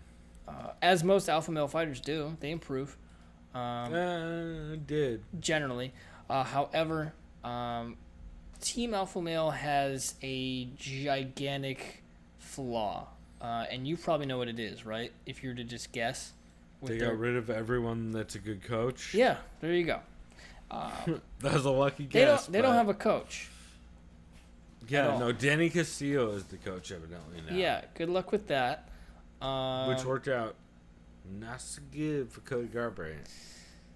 Yeah, I'll just say this: we're never gonna see. I shouldn't say never. I highly doubt we'll ever see how Cody Garbrandt did against Dominic Cruz ever again. Just that game, like. I don't know. Dominic Cruz is a weird, bad style matchup for Cody, because of how his movement works and because of Cody's power and his counter ability. Yeah. It's like that's maybe the worst ever matchup for Dom Cruz. Yeah. So, anyways, getting into this co-main event of the evening, Michael Johnson, as Kevin Lee once says, dudes fought 30 fights, motherfuckers lost half of them, or something like that. It's better when he said it, but it was pretty funny. It was like at that one press conference a couple years ago. Yeah. Yeah. He's that another dude with a crazy record. If he won every fight he fought, he'd be a monster. He's beaten Edson Barboza. He beat Tony Ferguson in 2012. Gleason Tebow. He beat Danny Castillo. Dustin Poirier. Oh, dude, that's right. He lost to Jonathan Brookins in the Tough 12 finale. That's crazy. Yeah. He lost to Miles Jury. But wins Shouts over out dudes to the like fucking Nam ambulance and in the Alex background. Sorry, I don't know if you can hear that shit. Oh yeah, we should pause on the actually, it's not that bad. We'll just talk over it. But yeah, Michael Johnson's had a crazy career. Yeah, he's lost to Nate Diaz, Benil Dariush. He fought, and then dude, just his last 3 fights. I mean, he knocked the fuck out of Dustin Poirier, which is more impressive now. 100%. But his last 3 fights in a row, no one's really given Khabib a challenge yet. Nah, but he still fought Khabib. Yeah, he wasn't afraid to exchange. No, and he hit Khabib with some hard shit. Yeah. But he's Khabib, so he fought really well against Justin Gaethje. Yeah, won the shit out of the first round, or maybe even first round. And then was lighting the fuck up out of Darren Elkins until won the shit out of that first round too. So you see the theme here: likes to win the shit out of the first round. Oh, well, the theme is he's a Henry Hoof fighter, right? Yeah, and I mean, like all of them. So this is the thing. I'll say right now, I got Michael Johnson in this fight. However, expect Feely to just really concentrate on the wrestling and trying to get in. This thing, Michael Johnson lost to Darren Elkins, who trains with Andre Feely. And that's probably who Feely's main training partner was. So I like Feely's odds. He's going to try to get the back of Michael Johnson. That's going to be his main focus, I think, this whole fight. Yeah. I don't think he's really trying to box with Michael Johnson, because that's not a good idea, considering how fucking fast Johnson's hands are. I think what happens is I really do like Johnson's takedown defense still. I don't think Feely's is as good a wrestler as Elkins is, at least when trying to get a single. Yeah, he's not as back leg. Yeah, he's not as good a offensive wrestler. And this is why I'm picking Michael Johnson mainly. And I think we've seen Feely's chin tested. And yeah, I just see Johnson clipping the fuck out of him, and then it's just like lights out. I think it's gonna be almost like just a straight up knockout. So here's my one question for you. How do you think it goes if Andre Feely is able to make it through the first round and then start landing any kind of kicks? Yeah, so I mean that's a great question. If he lands the kicks, I feel like that's how he gets this fight is he survives a beating in the first and then starts hitting body shots. Yeah, no, it's a very good point. Because Michael Johnson is switch stance, and is Feely a southpaw? I don't remember. I believe he is actually. Okay, if they're both southpaw, then because Johnson is southpaw, so if they're both southpaw, then the thing I'm curious about is the kicks of Feely, and I'm curious about how well Johnson is able to read the jab of Feely and land that the counter lead hand, like the counter lead hook, because Johnson has a really nasty lead right hand, and that's a great counter for a jab. So I'm very curious to see how that plays out. Yeah. But yeah, I got Johnson. I don't know. I mean, it would surprise me if Philly gets like squeaks out a decision. Agreed. If Philly wins this, it's definitely by like long decision where Johnson dies in the after the first. Yeah, right? like he gasses or his legs are shot. Well, that's the thing is like you gotta wonder what the weight cut does to his cardio. Yeah. Especially after the drop down in his last fight. I don't know why he dropped down when I thought he was doing fine at 155. I get it that he has the power advantage. He fought 2 wrestlers who hit harder in a row. You know? So, what are the odds real quick on this fight? So the odds on this one, let's see. Andre Fili is a -120 to a +110 Michael Johnson. I feel like that line is about fair. Yeah. That seems right to me. I could see that going literally either way on that. I could see Michael Johnson being -120 or Andre being -120. Let it be known, though, I'm a big Andre Fili fan. I think he's hilarious. Yeah, I remember that one video he did with the Vitamix, or that scale. Right. That big misunderstanding. Yep. That's pretty great. He also is hilarious in that he's evidently a big comic book fan or graphic novel fan. Yeah, there reminds me of that old meme where it shows like the neck is like actually. Technically. Yeah, they're graphic novels. Yeah, no, that doesn't surprise me. The dude, I think I've seen his Instagram before. I think he's just like doesn't give a fuck. He's just like, I'm a huge nerd. 100%, yeah. Yeah. And he seems like a cool dude. Definitely smokes a lot of weed, and I still love that fucking video of him rapping. It's real funny. Oh yeah, wasn't that the one he was dancing awkwardly? Or am I thinking of Dana with Snoop Dogg? I mean, both. Yeah. God damn it, Dana. I don't think those are mutually exclusive at all. Oh. What round did you have Johnson? I have him. I think in the second. I think what's gonna happen is we're gonna kind of see. What is it? Andre Fili trying to like take his legs out in the second round. I think Johnson's gonna hit him with some gnarly shit, like an uppercut or something in the clinch, when like Andre's shooting for something, or like level changing. Yeah. I can see that. I got first round, mostly just because I think that's his best chance to finish it. And Andre Fili, I feel like starts a little bit slow, or has in the past. Not always, but sometimes. So that's how I'm gonna manage that. I really hope this audio isn't fucking everybody over. If it is, I'll do some magic on the back end and try and fix it. And then lastly, we have Trevor getting a beer or Blake eating. He's just opening up some old groceries. So we got Old Groceries is my favorite rapper. Yeah, that is a good name. Nah, yeah, he's at the park every once in a while. That dude's got fire bars. Yeah, no, I'll move it. It's easier here. But I don't blame you. It's just I gotta use the kitchen. But no, yeah, of course, dude. It's all good. It's fine. So real quick, we got this main event. Justin Gaethje is fighting James Vick. As far as just matchup wise, we know Justin Gaethje. He's been called the Homer Simpson of MMA by James Vick. He presses forward, blocks with the front. By raspy ass James Vick. Yeah, by I support rapist James Vick. I shouldn't say support, but he's associated. So, yeah, I'll change that. Yeah. Well, he's repping his name, so I'm going to go ahead and say it's not supporting somebody. Yeah. Shouts to Lloyd. Yeah. I don't mean Christopher. Yeah, or Lloyd Christmas. Not that one. Who the fuck is Lloyd Christmas? Dumb and Dumber, bro. Oh. Fucking Jim Carrey. I hate Dumb and Dumber. I hate Jim Carrey. How about that? I hate both of those things. You just triggered so many people. Wow. I know. No, it's fine. You can be wrong and like him.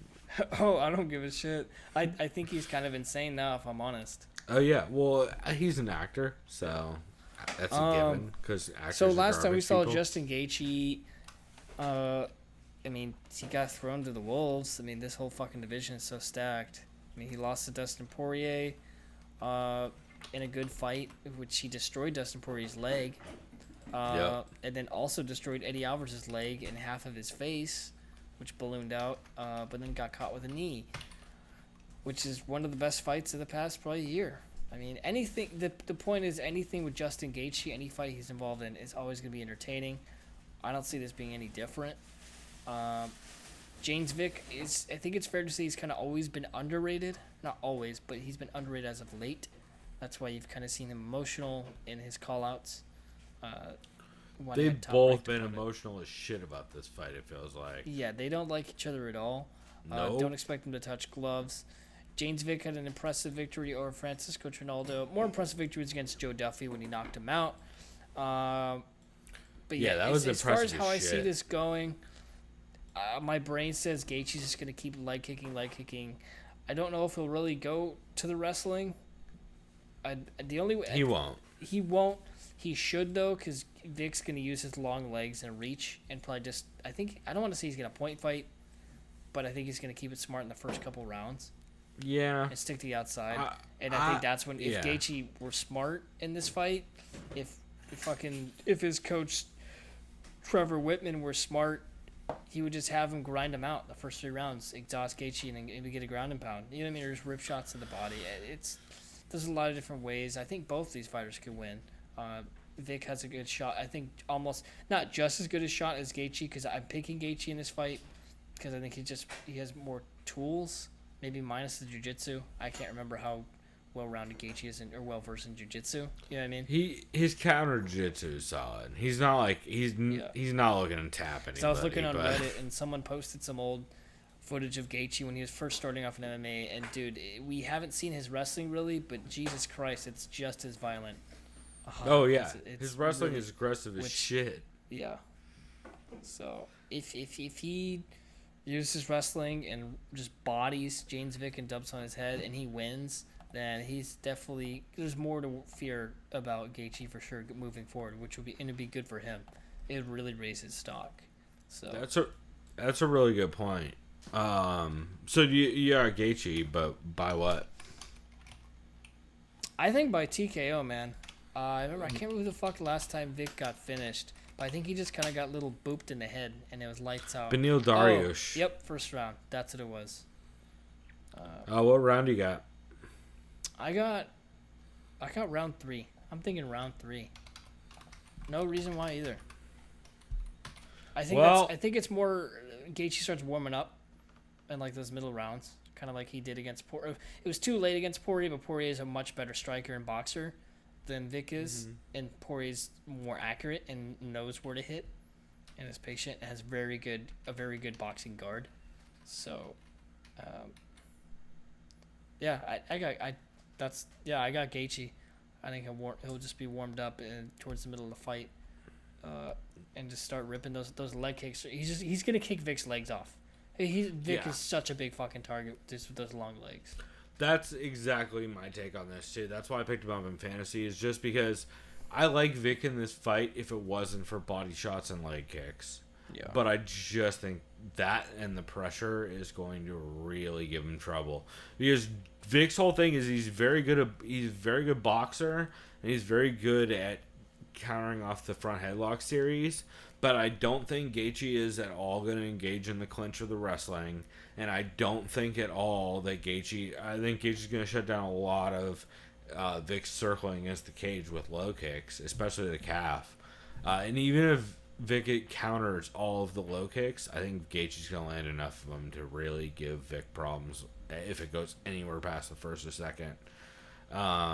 So yeah, I've got actually the exact same call. Gaethje TKO third, maybe second, maybe fourth. I could see any of those, but definitely have Gaethje by finish. That's why I picked him up in Mag War. So shouts out to my fridge being loud. I'm probably gonna have to wrap this up soon. I have to actually get going soon, unfortunately. What are the odds?